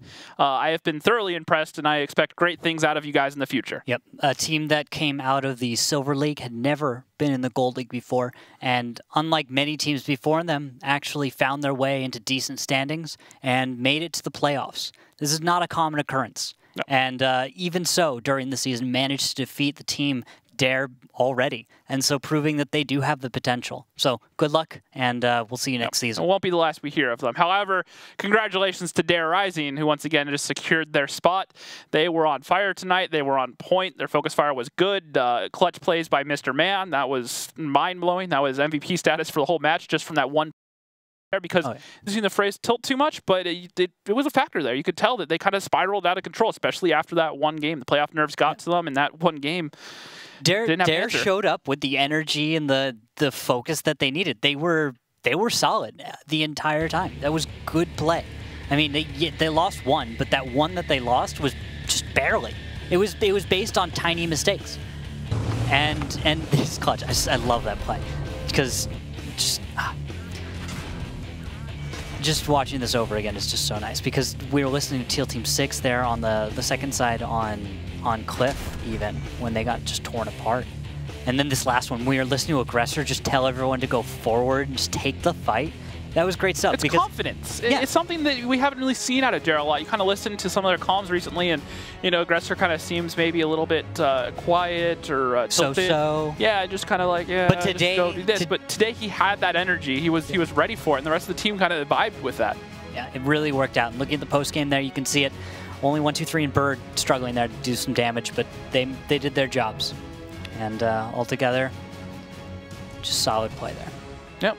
Yeah. Now, overall, looking at the series damage here, because there's fantasy points on the line. Dark Ninja putting up 356 fantasy points. Wow. Zombie Food doing what he could there for Teal Team 6. Another you could almost hear him when we listened to his comms. He was the one who was still kind of keeping it together as much as he could. And remember, he's one of the more experienced people on this roster. He's been around since. He's been to live finals. Yeah, he was to the live finals with the original Googly Bobbers team. Yep. And then looking at page 2, 1, 2, 3 nationwide. And Bird, nationwide, curious right there, not getting as many points as normally you would expect. But altogether, not bad. Let's move on, though, and invite the representative of Dare back to the broadcast. Aggressor. Sir, congratulations. Thank you. And we listened to your comms for the last battle. That was okay. That was all you, dude. That was all you. I bet you're feeling amazing right now. What's it like? It feels great. It feels great to work really hard to get what you wanted. That's a great feeling, and we had a lot of energy. You guys talked about that. That definitely brought us through that fight, like 100%. The energy was just on point today. Nice. All right. Now, what I wanted to get through is walk us through you guys' team speak during that Mr. Man clutch. That's just insane round. Walk us through what happened there. And then we're thinking of possible things that have happened, and we were like, Viral's going to go hill, right? So let's go bait one cap. We got on one cap, we baited him to get off the hill, right, which is what we wanted, but then we didn't know where he would go. Yeah. And it just so happened that Mr. Man outspotted him for basically luck. And he missed that first shot, which kind of stinked, but he got that split-second reaction time that the other guy did, and that's what made the game right there. And it was beautiful. It was just like a chased potato from last season. Oh, yeah. Beautiful. All right, Aggressor, any final thoughts for your fans out there before we let you go? Thanks for the support, guys. It really helps us. But Teal Team played really good. I feel as if they didn't tilt as hard because it looked like they were kind of tilting from how they were playing. But if they would have followed through, they would have been fine because they have the right idea. They just didn't. That clutch it was all gone. Thank you again, Aggressor. Absolutely phenomenal. I will see you in just a month from now, See you sir. there. I'll see you there. Yeah, see you then, dude. All right, bye, guys. See you then. Once again, congratulations on the win. Pass it on to the rest of the team for us. Thanks. All right. So that is match number 1, and unexpectedly, it was almost a sweep. Dare taking it 5-1. Yeah. How do you feel about that? Yeah, Teal Team 6, they started off pretty good on the first map on Proc. They seemed decent. Their brawl was on point. But then, like I said, I think this just comes down to Cliff. I pointed out earlier as being the one map where statistically Dare had the advantage. And, you know, after those plays, you know, it's hard to not let that kind of creep in mentally when you have that sort of thing not go your way, because it's just so close. It's nail to nail. Yeah. And, you know, just a great play by Mr. Man. I kind of doubted them coming in early on the season. But the way they played, a lot of their ideas, you know, Viral and Supernova putting in the work on the strats, you know, it really started to come together for them. And I think going forward, this won't be the last we hear from them. No, they'll still be in the season. They'll still be in the league next season, no matter what. So they've still got it. Yep. All right, any final thoughts? Nope, that's going to be it. I think Dare did a phenomenal job, and I look forward to seeing them in the finals. All right, guys. Well, we just saw Dare Rising secure their spot to our live finals in Hollywood at the TLC Chinese Theater on November 18th. However, there is still one more spot up for grabs, and that will be determined in just a few minutes. So we are going to go get ready. Don't go anywhere, because when we come back, it will be Top Tier versus Aquatic M60s. Nice job, see you.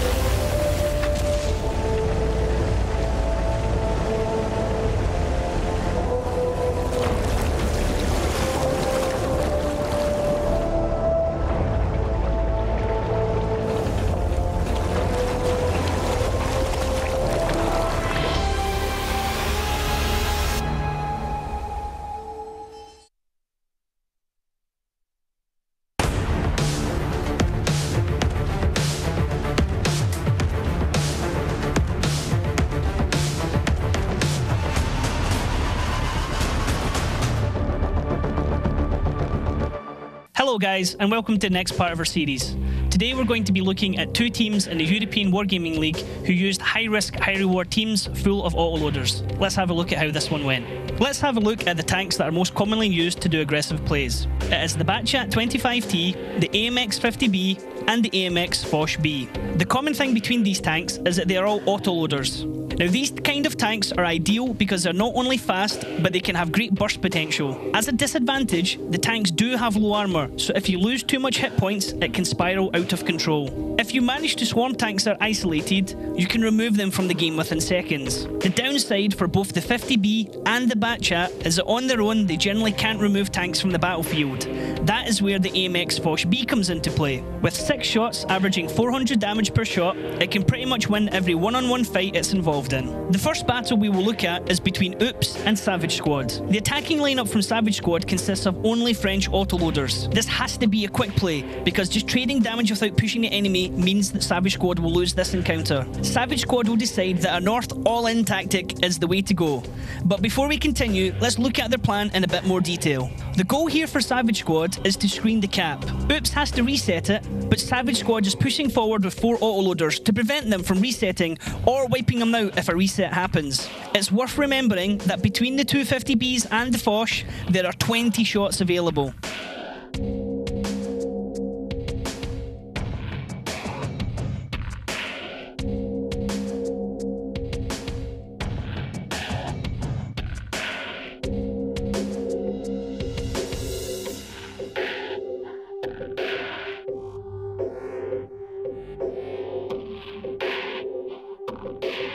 No, it's fine. We have to fight. Kill the bot. Kill the bot. Nemůžu, pojď se vyspat na tohle. 50 má. Do damage. It's also worth remembering that as soon as you start making bad trades and losing hit points, this all autoloader lineup, even with a massive damage advantage, can lose their grip on the round quickly. Savage Squad, even with their extra guns and hit point advantage, are almost losing this round because of the bad trades. It's now down to a 2 versus 1, and what seemed like a victory is quickly fading. Luckily enough, Danny Zek is there to save the day and pick up the round for his team. The second battle we're going to look at is between Ding and Gohard on Ruinberg. Looking at the lineup, we can see that Ding has chosen 7 Batchats and has done so for a specific reason. So let's break things down. Gohard only know about the 2 Batchats in the middle, so if Ding wanted, they could rush north at the same time. Instead, from a southern position, the remaining Batchats will join up with the middle Batchats and crossfire anything in the small village on the eastern side.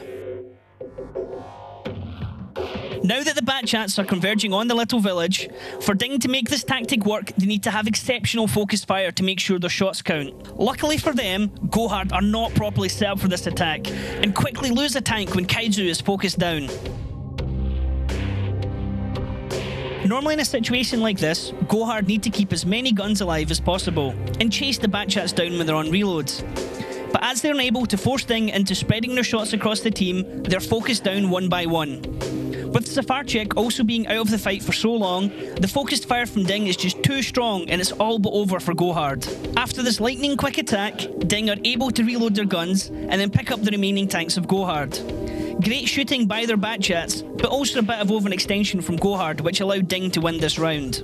In this video, you've been able to witness some fantastic rush tactics by both teams. It's very important that if you're using a tactic like this, you have to make your shots count.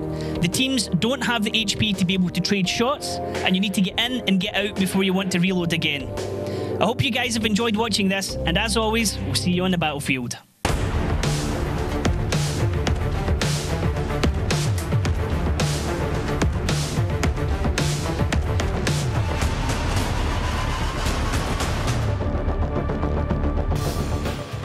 Good evening, ladies and gentlemen, and welcome back to our second match of the night. We just watched Dare Rising secure their spot to our live finals over Teal Team 6. And now there is one spot left, and it is going to come down to Top Tier versus Aquatic M60s. Yep, question is, who's going to walk away with it? I am Randall Ruku Holcomb. This is James Rockstar Greaves, and it's good to be back. Well, let's get to the first things first, ladies and gentlemen. Don't forget Twitter.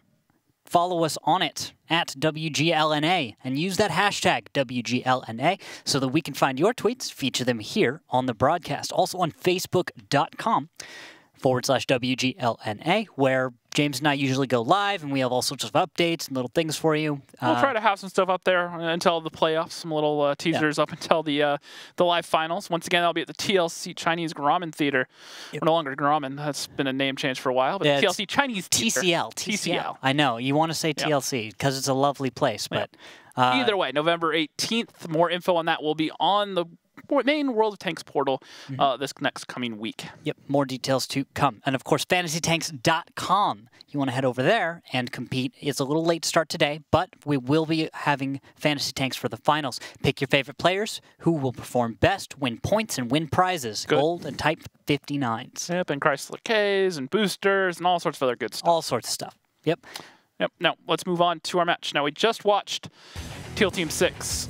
Now we're watching Dare Rising. Now we have top tier going up versus Aquatic M60s. Now looking at this top tier roster, they've remained relatively unchanged throughout the season. We do have Smiley Ridge joining this roster during their roster change to replace one of the players who was suspended. But then you have players that have stepped up this season big time, including Muriel, Hako, Delth when he was not recovering from his wisdom teeth removal.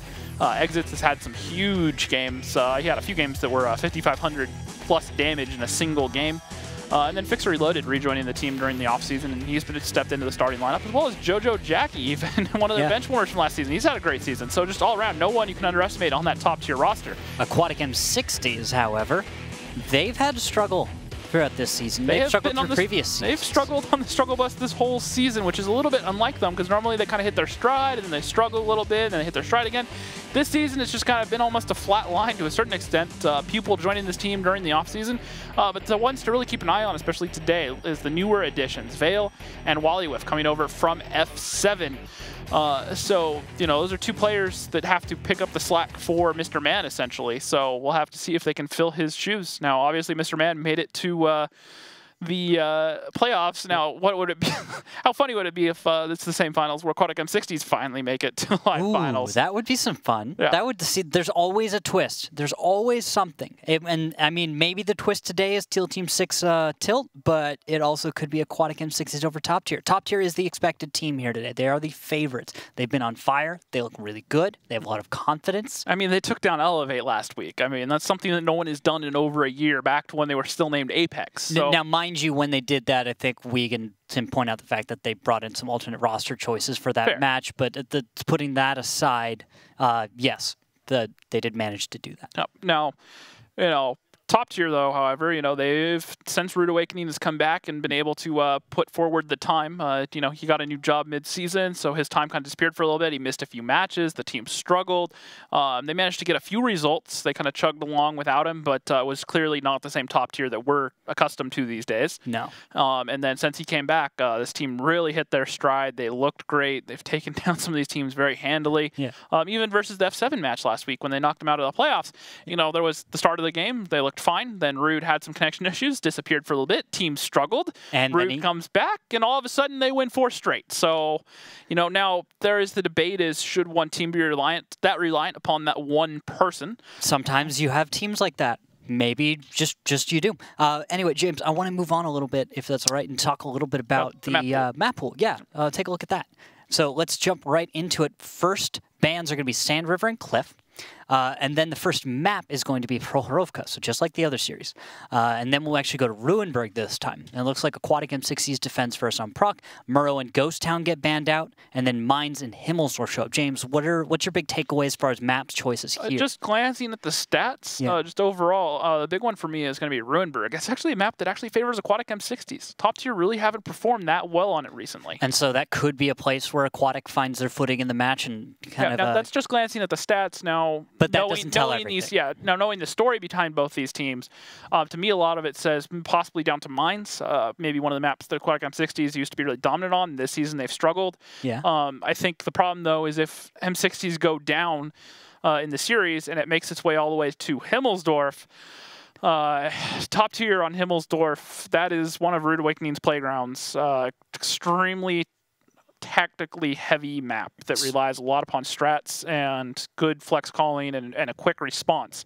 And I think Rude Awakening on the map could be the difference between this and Felix and Aquatic M60s, because they've always kind of struggled on that map a little bit. All right, so with that, James, let's look at our predictions. James and I, along with Ute, all throughout our predictions before the broadcast. I've got 5-2, Ute's got 5-2, and you've got 5-1, all in favor of top tier. Yep. That's our expected scores. If they play like they have in the last couple of match days, provided the times where Rude wasn't there, then I think they'll be just fine. However, Aquatic M60s, you know, it's a team that you could kind of underestimate. You know, they've had a lackluster season. If, you know, you get a little bit too far ahead of yourselves, they are a team that can do some damage when they're in the spot to do it. Don't underestimate them. If they show up and blow up today, then they could be top tier. Yeah, and we've seen crazier stuff in playoffs before. That we have. And remember, the other thing, I mentioned this earlier, remember, last time these two teams played in playoffs, it went all the way to overtime, and it came down to Rude Awakening to make the hero plays on Prokhorovka. So, you know, there's some history between these two teams. Now, we are going to be joined by the representatives for a face-off, and it should be Pupil. And Ex-Soldier. Welcome back, Ex-Soldier. It's been a long time. Hey, how's it going? Oh, it's doing all right, you know. All right, Pupil. I like Vio's Photoshop there in the background. I appreciate it. Yeah, you did a pretty good job. Yeah, yeah. So, Pupil, we haven't talked to you all season. Yeah, you've changed your hair. I love what you're doing. It's great. Yeah, well, I mean, it's an ode to Meadow. He said, he's not able to make it to this face-off, so I thought I'd, you know, bring Meadow to the face-off. You know, that's really sweet of you. That's beautiful. All right. Just looking out for my dude. All right, now, Ex-Soldier, we haven't talked to you at all this season, really. How have you been? How do you think the season's gone in your perspective? It's been a roller coaster, honestly. It's just unnecessary things have happened this whole season that shouldn't have happened, and I mean the team keeps on going and going and going. So I mean, but what can I say? It's just a roller coaster. So what's your role been on the team this season? We haven't seen much of you on the battlefield. I'm benched, honestly, the last person on bench, and I just watch the players and tell them how to improve in practices, and that's about it. Just a coach. Coaching and feedback? Yeah. Hey, you've got plenty of experience. It's got to be put to some use. All right, now, similar question, Mr. Man. Master Pupil. Looks like Mr. Man. Yeah, so, Master Pupil, you know, this season's been a roller coaster. You guys have struggled. However, you managed to snag a playoff spot. Do you guys feel that you're ready to show up and blow up right now? I mean, we're just going to play our best. We're going to see what happens. We're not going to stop until we either win or lose. I mean, we're looking for a win. We've beat top tier twice. Of course, that is with them having a downed roster. But, I mean, there's tons of possibilities here. Anything can happen. So we're going to go for the win. All right. All right. Any final thoughts for Ex-Soldier in top tier? Good luck and have fun. All right, Master Pupil, any final thoughts for Ex-Soldier? Good luck, man. All right, guys, we'll see you on the battlefield in just a few minutes.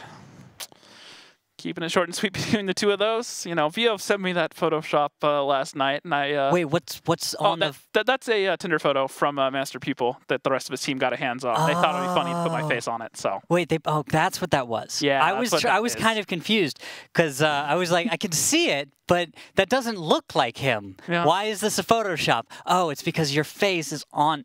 Pupil's body, yeah. I'm putting things together. And then, of course, the ode to Meadowhawk, who is... based on recent statements, what's going on with Meadowhawk? Doesn't sound like he's going to be playing anymore. I know we will see him at the live finals. Yes. That'll be in November 18th once again. Make sure you guys check back on our social media for an update when more info is released on that. Absolutely. Now, we're going to start getting ready to go into battle number 1 on Prokhorovka, top tier versus Aquatic M60s. Top tier will be on attack. Aquatic will be on defense. James, your thoughts going into this? Is this, if top tier starts off strong here, do you think they just carry it through?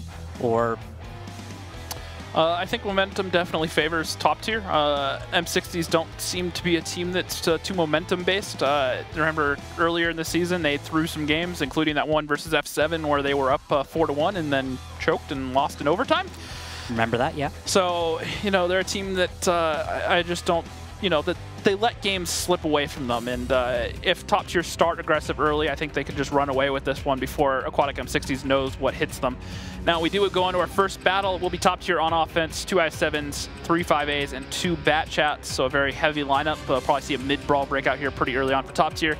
Aquatic M60s, 2 I7s, Super Conquer, 2 5As, and 3 Bat Chat, or 2 Bat Chats, excuse me. So very similar lineups. Only difference is instead of another 5A, it's going to be Giggles in that Super Conquer. That's a nice little variation right there. The Super Conk's just a good gun.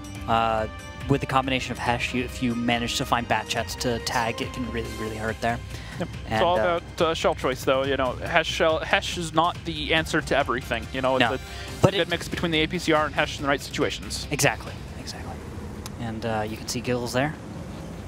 It's not like the 183 where if you ever fire anything other than Hesh, you're doing it wrong. Exactly. This is a bit more finesse, just like a lot of the mediums, a lot of the hot tanks in the high-end British line. Any of the tier 10s, tier 9s usually bring Hesh, and you can tactically switch between HE and your AP and APCR. Well, it's very similar to the Charioteer. It's the same thing. It has 2 different shells where one of them, you know, does more damage, less pen. The other one does, you know, has much higher pen but lower damage. So it's the same sort of thing with the Super Conquerors, just picking the right shell for the right moment. Versus, you know, Bat Chats and other weak tanks or the sides of, say, STRVs, probably the Hesh better shell. But you know, for most tanks, especially heavy tanks, you just want to stick with the APCR. And both teams showing up to this middle ridge to brawl.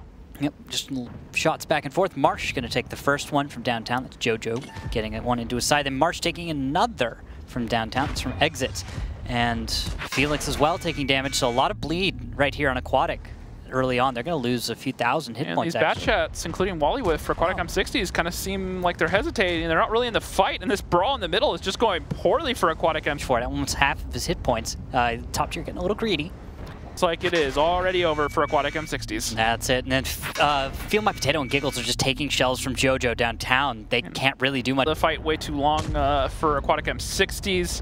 And then just the trades in the middle. It was just no one came out of damage, and they had no response. Yeah, it was almost nothing Aquatic could do. They were completely unprepared for that level of coordination. So, also, by the way, it's an ace. That means every tank is alive for top tier, not alive for Aquatic. So, solid damage from everyone on top tier. I mean, there's not really much more to say than that. It was just good teamwork, good coordination.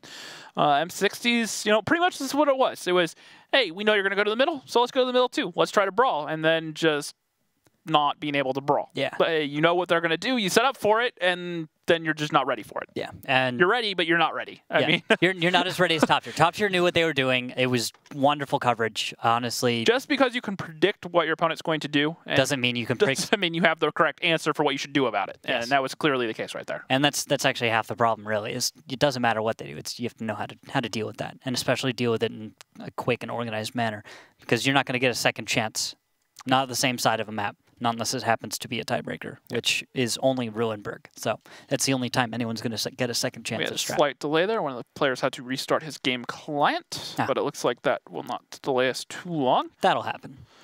So now teams are going to switch sides. I really don't see top tier changing it up from anything they just did, because that was their offense. Now they're on defense. So now they could do the same thing and just sit there and be fine. Possibly, yes. And they've done that already multiple times this season, and judging by how that just worked, I don't know that they're going to worry too much about what Aquatic M60s is going to do in response. Yeah, so like a crazy one-line or two-line push isn't really going to change things all that much, is what you're saying. Yeah. Honestly, though, it's the best answer. It's one of the better choices they have as opposed to everything else. They have to do something, and so it's east side or west side, if not the middle, normal stack, and then flex. Yep. Now looking at it, if you look at the damage here, like I said, everyone for top tier just doing solid damage. JoJo Jackie once again. Last season he was a bench warmer. This season he's been in the starting lineup since week 1. He has not lost his spot and continuing to do good damage. They're 3,300, almost 3,400, and 73 fantasy points. Akako in the I7, 2,700.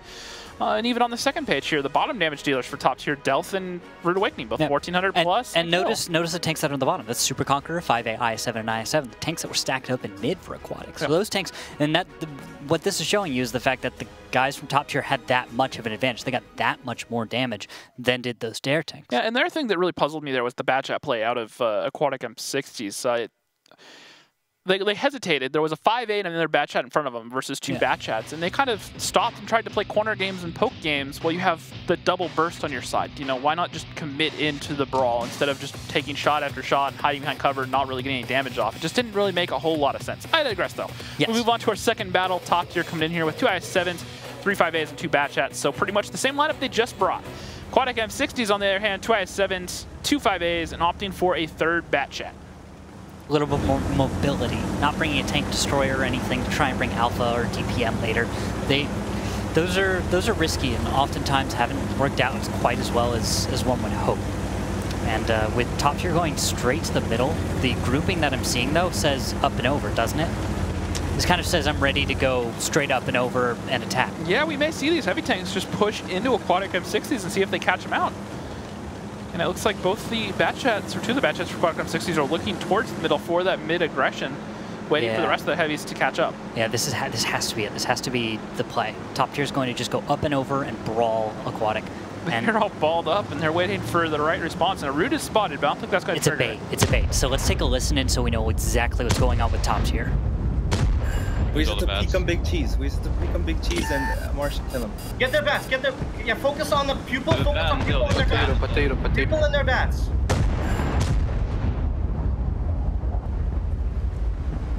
I got 2 bat on hill. Bat on hill. You fired one at me. He's in the open. He's in the open right now. Felix. 300. I have 1 shell left. I'm reloading. March fired. I'm dropping down. Flipping. Wally Whip has 1 more shot. Wally Whip is reloading. Pupil fired. 30 seconds on my clip. The yellow fired. Feel my potato fired. I'm gonna go help Rube. Can we help with pupil here? Both their bats are reloading and they're both 1 shot. 18 seconds on my clip. Yeah, I'm coming, Rude. They have a full HP bat on the hill. Push him. W. Muriel can kill the bats. They're both 1 shot. The bat on the hill is a 1 shot. No, the bat on the hill is full health. You fired. The bat on the hill is 1 shot as well. Yeah, he's 1 shot. So all the other bats are 1 shot. Muriel can clean them up. Just kill the heavies. Here goes the bat on hill. Felix is lit. Felix. Down. Kill Felix. Nice. I got MRX. We just need to kill people. Muriel can flank people. Muriel can kill people. Marsh fired. Marsh track. Yo, can you finish that bat? Muriel? Yes, I will be. If he's over here, I'll finish. They're pushing. Muriel, you need to go in. Yeah. You need to go in right now. Marsh fired. I'm gonna go up high. People's about to peek up. Muriel, you just need to come in.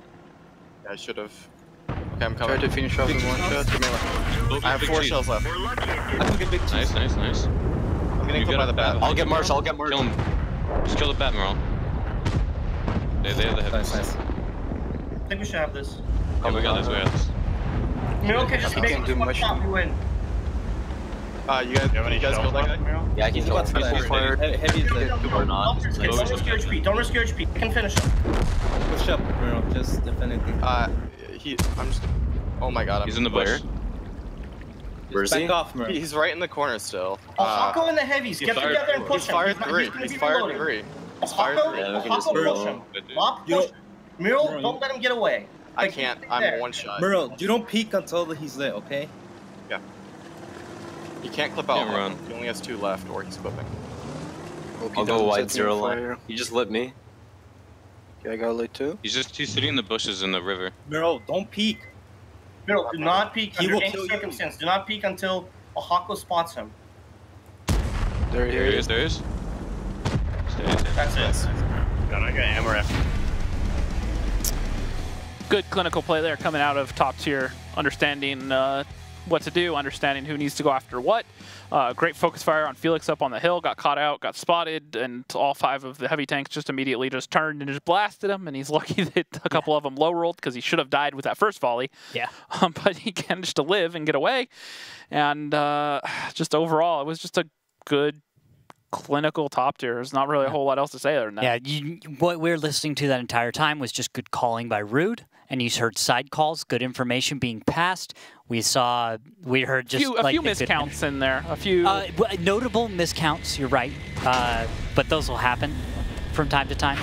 But notice how they ended up not biting, because even though you're on 1 shell is usually a part where someone will engage with 1, or they just won't. Yep. Like they'll reload and just back off. Yep, and I do like Wally Whip's composure there at the end. When Muriel came around the first time, he understood, I'm a one shot, I can't take this engagement head up, and he let him drive away, and hopefully maybe one of his teammates would get engaged or he'd clip out, and then he could get the shots in. He waited, he tried, but just the no support came there, so he was left all alone, and he did what damage he could there, 2,700, but the rest of his team just not able to really be in a position to really capitalize on it. And looking at the damage here, love to have JoJo doing what they can once again. Good damage for top tier. And then on the second page here, once again, even on the second page, Delth another 2K, Exits another 1,500, Muriel and Rude all doing solid damage that game. You know, no one really slacking around. And Rude, even though he didn't do that much damage, he was the first tank over. He had a majority of the volley when tanks poked up, and it was just a good top tier understanding what they wanted to do, being in position to execute and executing well. Yeah, they knew beforehand what was coming. Yep. And you saw the way they peaked. You saw the way that top tier grouped up. They're, as far as a head game, they're on point right now. Now, as we go to Ruinberg, the question is, do they keep that up?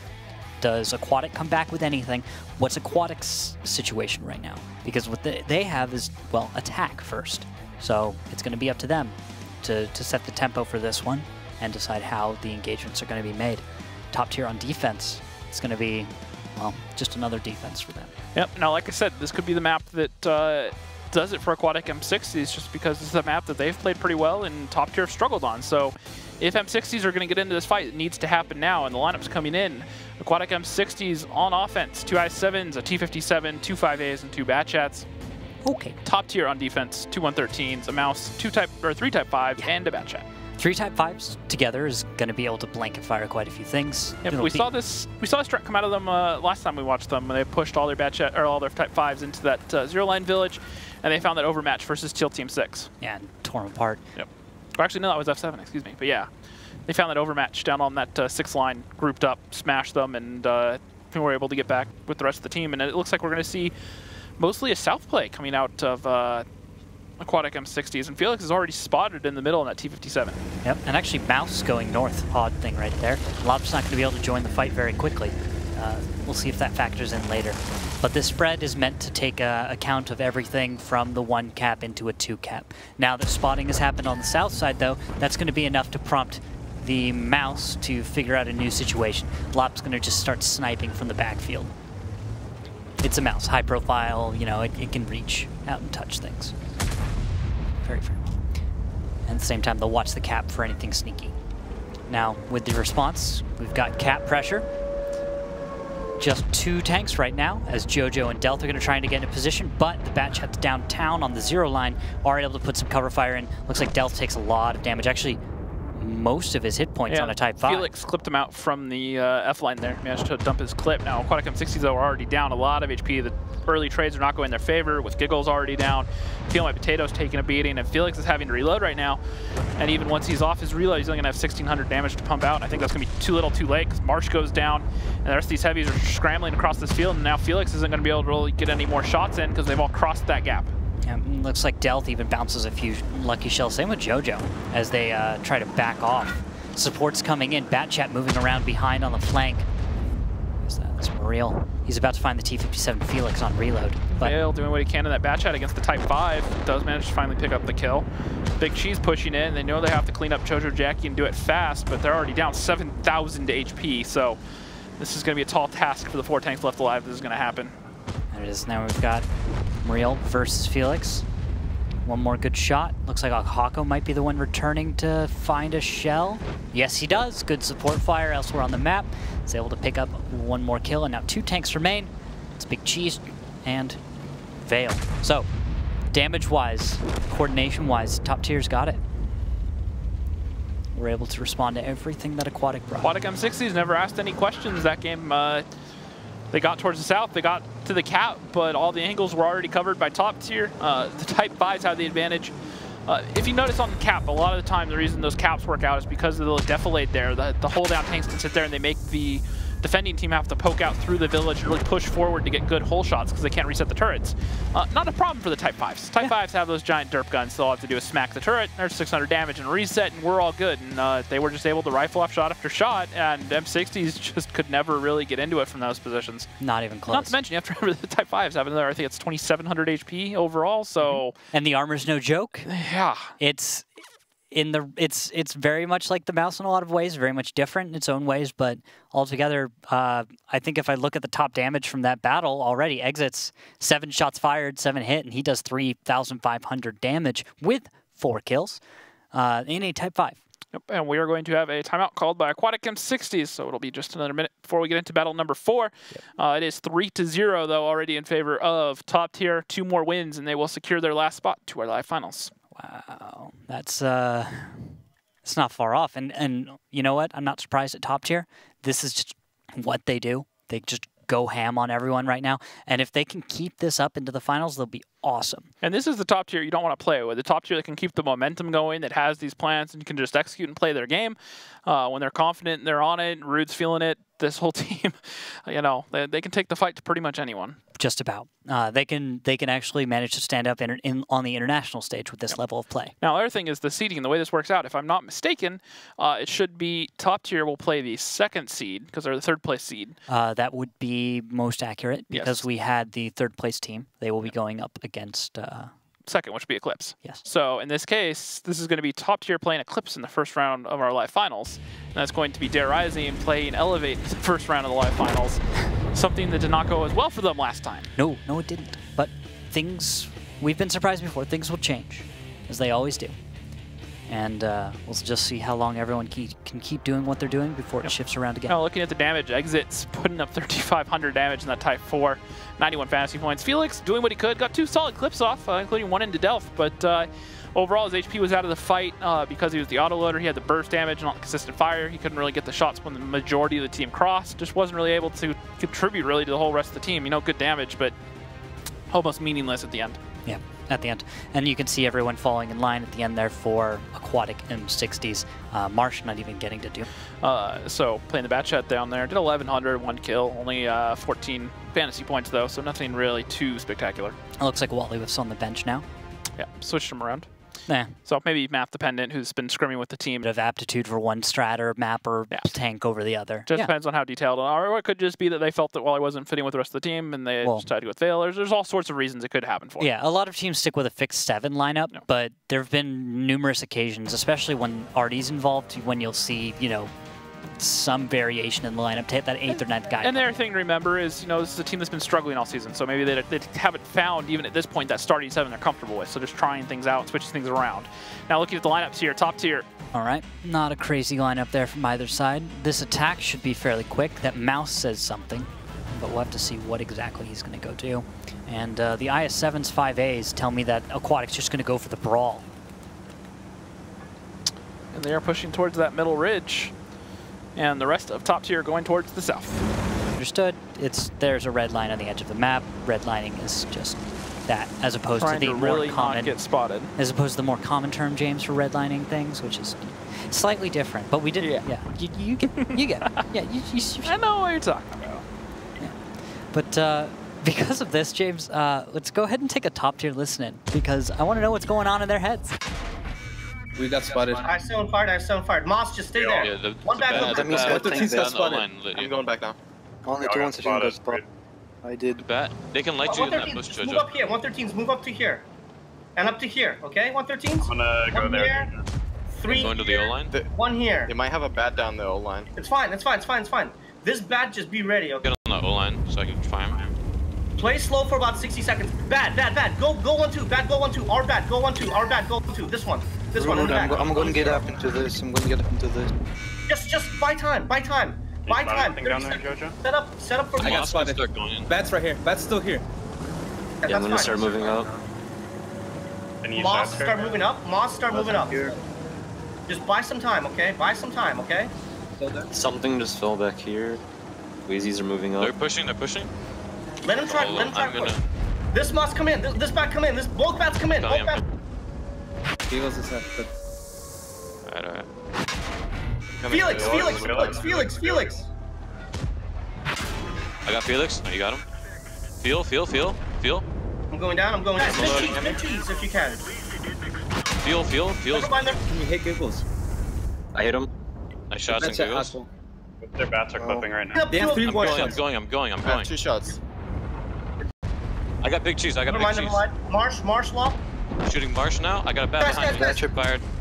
They'll fired 4? I have 11 seconds on my clip. You can kill Marsh, yeah. Can you kill Marsh, Lock? Just kill Marsh. He goes as a one shot for you, Miro. Veil's reloading. Veil's reloading. Okay. He's 396, so not 100% one shot. Veil's reloading. Something, Miro. I'm gonna go 0 line. He has to be on reload. Veil is reloading. They just have the battle no line that has maybe a couple shots. You're just waiting for a straight shot on him. O-line? He unloaded on Giggles. Go hold down on the 113 Bob. So Yeah. Just gamble at the... Oh, they're trying to run. They're trying to run. Good shot now. I got lit. Where did that shot go? What the heck? Gotta kill the O-line bat. I got lit by the Veil. Okay, just try to play it here, Bob. I mean, do the best you can. Alright, next is... Mines. Alright. Yeah. Alright. Well, for a moment there, I thought top tier was going to be able to come back, but it's barely not. Good composure from Aquatic M60s. They found the right tanks. They picked off the right tanks when they needed to. Left the mice for last when he couldn't really chase down the bat chats. Didn't really leave him any options. Did a good job focusing out Murillo when he pushed in to clip out the heavy tanks. So just overall, it was just good stuff from Aquatic M60s, particularly their bat chats. Yeah, I think the real heroes there. I think what kind of went wrong there was an original plan, which involved some form of stealth by taking everyone to the far south. But once enough tanks got spotted, the problem kind of... The bat chats, both of them were kind of out of position for top tier, not really able to get into the fight quickly.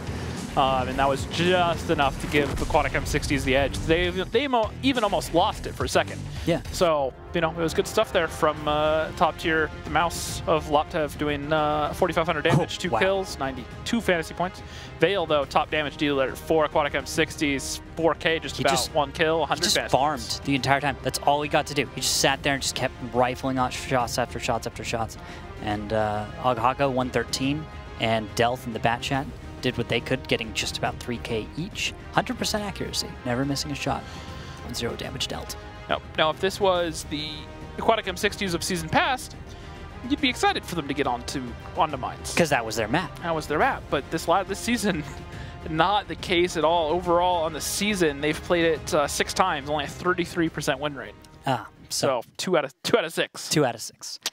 Not so good. But maybe they can turn things around. They just picked up a win. They should be feeling good. Top tier might be shaken. We don't know. Unlikely. I'm not trying to say that they are, but you know, maybe Aquatic can take this and run with it. If they do, that's where they can find their way into this series. Maybe 2 wins on mines, their old map, and taking it to Himmelsdorf is dangerous, but they need to get a win here. They need to get wins. They can only afford 1 more loss, really. After that, it's over. Yeah, with the last map being Himmelsdorf, it's going to be tough. So M60s really need to win for a bat chat and a T100. Meanwhile, top tier coming in on offense, 3 113s, a mouse, a super conquer, and 2 bat chats of their own. Okay, so that super conquer, we're gonna find it on offense. Where's it gonna go? Hill. Hill. Hill. Makes sense. Or I was almost thinking water side for early snipes. That's also possible. I think more likely kind of similar to Hill makes sense. What we saw out of the E5 from F7 when they brought it, putting it up on the hill to the south end there where it can kind of shoot over and try to head shells. I mean, in a map that damage here or there, damage optics, maybe kill a crew member, you know, little things. And maybe you score. Maybe you get a big hit. I like that from Felix. Knocked over the tree in one spot, and then just in case anyone was watching, backed over to hit another. It's a dangerous thing to do. Off the left. It's dangerous to do because, of course, the risk you're taking is what if I get spotted while doing this maneuver. But the fake that you're getting at is great. Yeah, it's like Exits finds out that there's something on water side, probably T100, tells the rest of his team we've been hearing. And this is quite a heavy stack in the middle of the map, James. It's not every day that we see this many tanks from the attacking team all clustered around the middle. That tells you this is probably an up and over mid strat or just early group up for a mouse push down the east side. Yeah, you're going to see Lip. It'll go slow and then slowly chugging all the way over there. Yeah, it'll take a few minutes to do that. In the meantime, defensive positions from Aquatic. Nothing scary, nothing outside of the norm. As, although Big Cheese and Wallywith, 2 5As being stacked with AR is a little bit odd, but not crazy. Usually there's kind of only room for 1 here. but today it looks like they'll just be sharing the position. It's not bad, especially if you're expecting to set up a toll road to go down the 1 line. It's great for that. 2 5As into the side of a bad shot that's half his hit points. Now, Liptev in this mouse is just pushing straight on down the 9 line through the middle of the village. Has not been spotted yet. Yeah, just get moving, get on out into position, and, well, I guess the angle's working for him. And, well, nothing crazy in the middle of the map. That mouse, though, is just on cap. And there we go. That's going to be... He's spotted. But he's in the blind spot already. He's gotten up against that building, and now the heavy tank's one he has to deal with. Now E4's shooting at maybe what the rest of top tier want. People gets one to the face before getting into position. 993. That's a volley. Good shots from the rest of Aquatic Lop M60s. even takes an ammo rack for it. But what's the follow-up here? Look at how aggressive Felix has been. He's moved almost all the way to the south. Over on the 1 line right now. And he's going to get spotted, take 1 shot of damage and back up to safety. And he's trying to get out of there. Rude Awakening will probably snap another shot into him as he leaves. Felix just over. Oh, looks like they're going to go for the jump. The whole point of this was to create a distraction, kind of to screen that position. With Liptev where he is, he's pushed 8 and hit Muriel points. up on the That's first time. Good hit points for top tier. They haven't spent too much. They haven't lost too much. Muriel's not even spotted, by the way. And it looks like the rest of top tiers is holding on. Now Liptev may go down, and that's what it may cost to get this batch hat in position. However, he hasn't been spotted up here yet, so we'll have to see what sort of damage he can do now that he's here.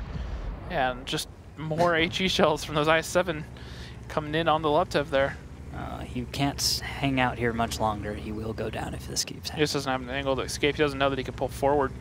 And the batch hat actually joining the hill, and we may see the rest of Aquatic M60s get aggro here. They're deciding because the mouse is out of position and there's probably someone climbing. Well, let's make this happen. As long as exits can stay alive a little longer, and as long as focus fire can get onto that entrance to the hill, top tier may be able to hold on. Yep, no one's taking down exits. Giggles is going to come around. He's going to go down. Good shot there, and no one has actually dealt with him. Feel like Tato caught out in the open. Muriel clipping him out from the hill, and just Aquatic M60s trying to get aggressive. But and now 2 tanks down for Aquatic, 3, 1 down for top tier only. And Marsh coming back, and they still haven't taken down exits to this point. He's still able to rifle off shots. Just cannot do that if you're going to go for one of these sort of pushes. Yep, there we go. Another kill. Big Cheese is down. And that E4 has been left in the back. Marsh is on the hill. Should be able to get a kill. There he does. Gets one into exits. But yeah, I think you hit it, James. It's a little too late at this point. There's a T100 Felix still alive, trying to be a nuisance, but there we go. That's going to be it. Aquatic goes for a crazy push, takes the risk, and it's not going to pay off this time. I don't mind the decision to go for the push, but leaving exits alive, the damage the Giggles pushed, and then he pushed around, being a one-shot, if he was a little bit higher HP, then sure, go for it, but he was a one-shot at that point, so pushing around into a Super Conqueror was risky. And none of the other heavy tanks even looked for a shot on exits. So you have to have a contingency to get him down, and that was just never there for M60s. And that's it. That's battle number 5, and 4 wins here for top tier. Only 1 point on the board for Aquatic. The next one is going to finish this one out for top tier. That'll be victory for them if they take it. Aquatic it's do or die. If they do not win here on out, it's done. Completely done. You know, Pupil having a really nice game for M60s, but unfortunately it just didn't matter because the rest of the team just not able to focus tanks out quickly enough. Exit stayed alive for way too long. He should have died a lot sooner than he did. If you're Aquatic, you need to deal with Lop as well. Yeah. I mean, Lop lived for an incredible amount of time. And let's see, the damage that he blocked, about 3,920. Which is a lot for the compared to the old numbers we're used to see. That doesn't seem like that much, but after they changed the algorithms these days, it's a lot more. It means something. That means a lot. If you can get if you can get that much damage blocked, that's a lot of damage that wasn't being dealt to anyone else in your team. That's just what's good about it. And we'll have to see now as we're going to give this one another side and call it done. If it comes to it, top tier is going to be on defense. Yeah, we could have our second 5-1 of the night. Yeah, we could. That would be one heck of a surprise, it would. Yeah, now Pupil, like I said, 4,500 damage, 70 fantasy points, doing what he could for Aquatic M60s. Jojo Jackie continuing to be a top performer for top tier. Another 3K, 81 fantasy points. Then exits Delth, Rude Awakening, all doing 2K plus, not bad there. Second page, Akako, still just under 2K, not bad. Big Cheese, 1,700. But then Wally and Giggles down on the bottom there. I feel like Tato not really able to get much damage off, really contribute to the rest of the team. It just that'll happen. Tough situation. They couldn't get the kill shots they needed on Laptev. He stayed alive for way too long, and then when they made that push, could be all but over for Aquatic M60s. Forward is the best direct as well. Lop is just trying to put damage up against Giggles. Rude Awakening supporting him. Exits coming in behind Giggles. Gets the kill. Exits in support. And now only Wally Whiff is left on the hill. Ladies and gentlemen, I believe you have your finalists. Yeah, it's all down to Wally Whiff doing what he can. He might pick up the kill onto Delth here. Very well should. And that heat shell goes nowhere. Not sure if that was just a blatant miss or whatnot. We'll never know, James. But Akako picks up the kill, and that is going to be top tier, taking it 5-1, locking in the 4th and final spot to our live finals. Congratulations to top tier. They completely stopped Aquatic M60s. No matter what they did, top tier looked to be on form. Even in the battle where they lost on Ruinberg. It was a very, very close series. Yeah. You know, but they overall had the coordination there. Just got a little bit unlucky there at the end on that Ruinberg battle. Yeah. This one, just a few slight little things for Aquatic M60 just off. No tanks got over and spotted that 9-0 line. That's just something that's been on this map for forever. That flank is nothing new. Back in the 742, 250, 100s, pushing around, doing the same thing. Exactly. How do you stop it? You spot it early, and you make sure you identify the overmatch in the opening seconds. But here's the thing. In the current meta, in the current way the game is played, those kinds of strats are considered insane. Why would you do that? The risk is so high. And so what top tier did in this case, they said, you know what?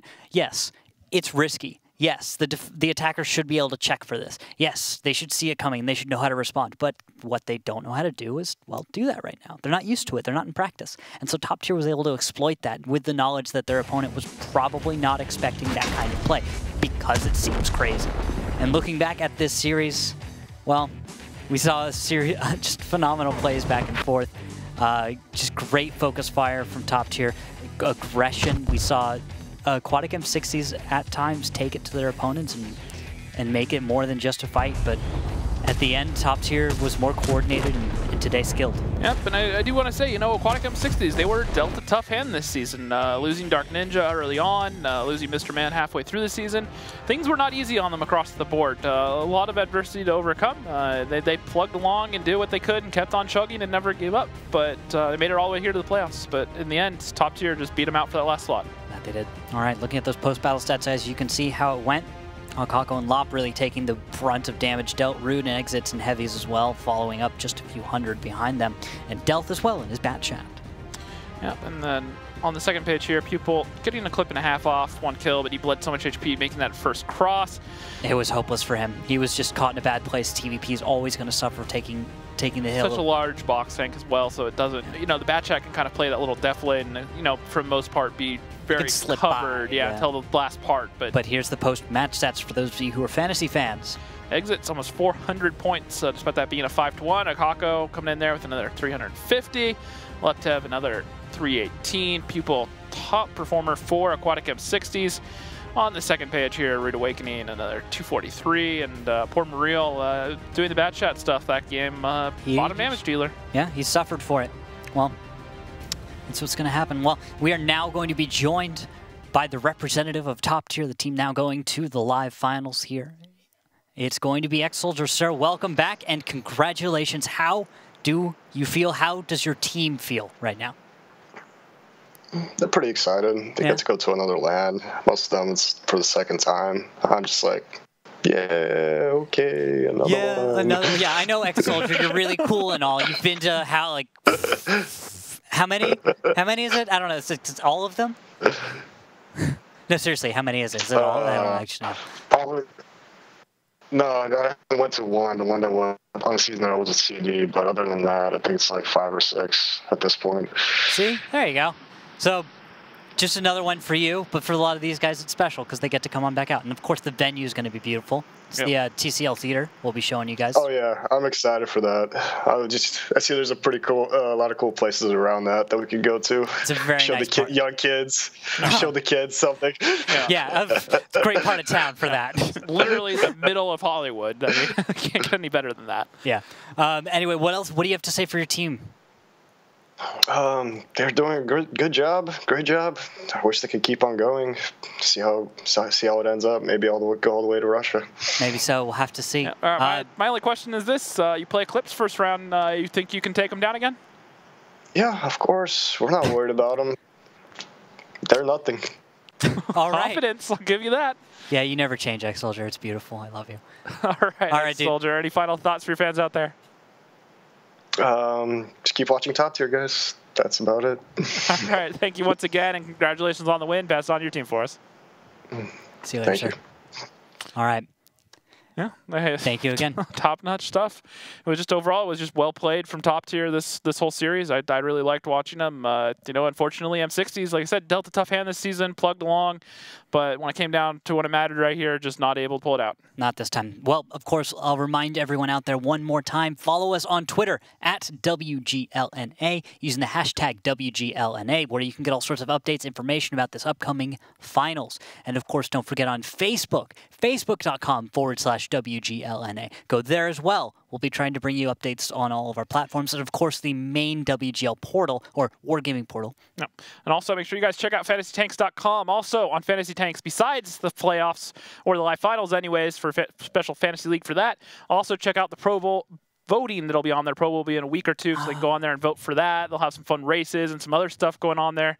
Community event. You get to vote for your favorite Gold League players to show up and play, so it's always a good time. Make sure you check it out. All right, Randall, any final thoughts before we sign off here for the night? Well, the surprise for me tonight was 2 5-1s in a row. I did not expect that. Not at all. Not even close. Yeah, no, it was a couple of great series to watch. Really liked watching Dare and Teal Team 6 earlier. Oh, yeah. And then this match was fantastic as always. Now, once again, guys, live finals will be November 18th, and that'll be at the TCL Theater in Hollywood, so make sure you guys check it out. More info will be on the main World of Tanks portal in the next week. Until then, I've been James Rockstar Grief. That has been Randall Ruka Hookham. We're the WGLNA, and we'll see you next time.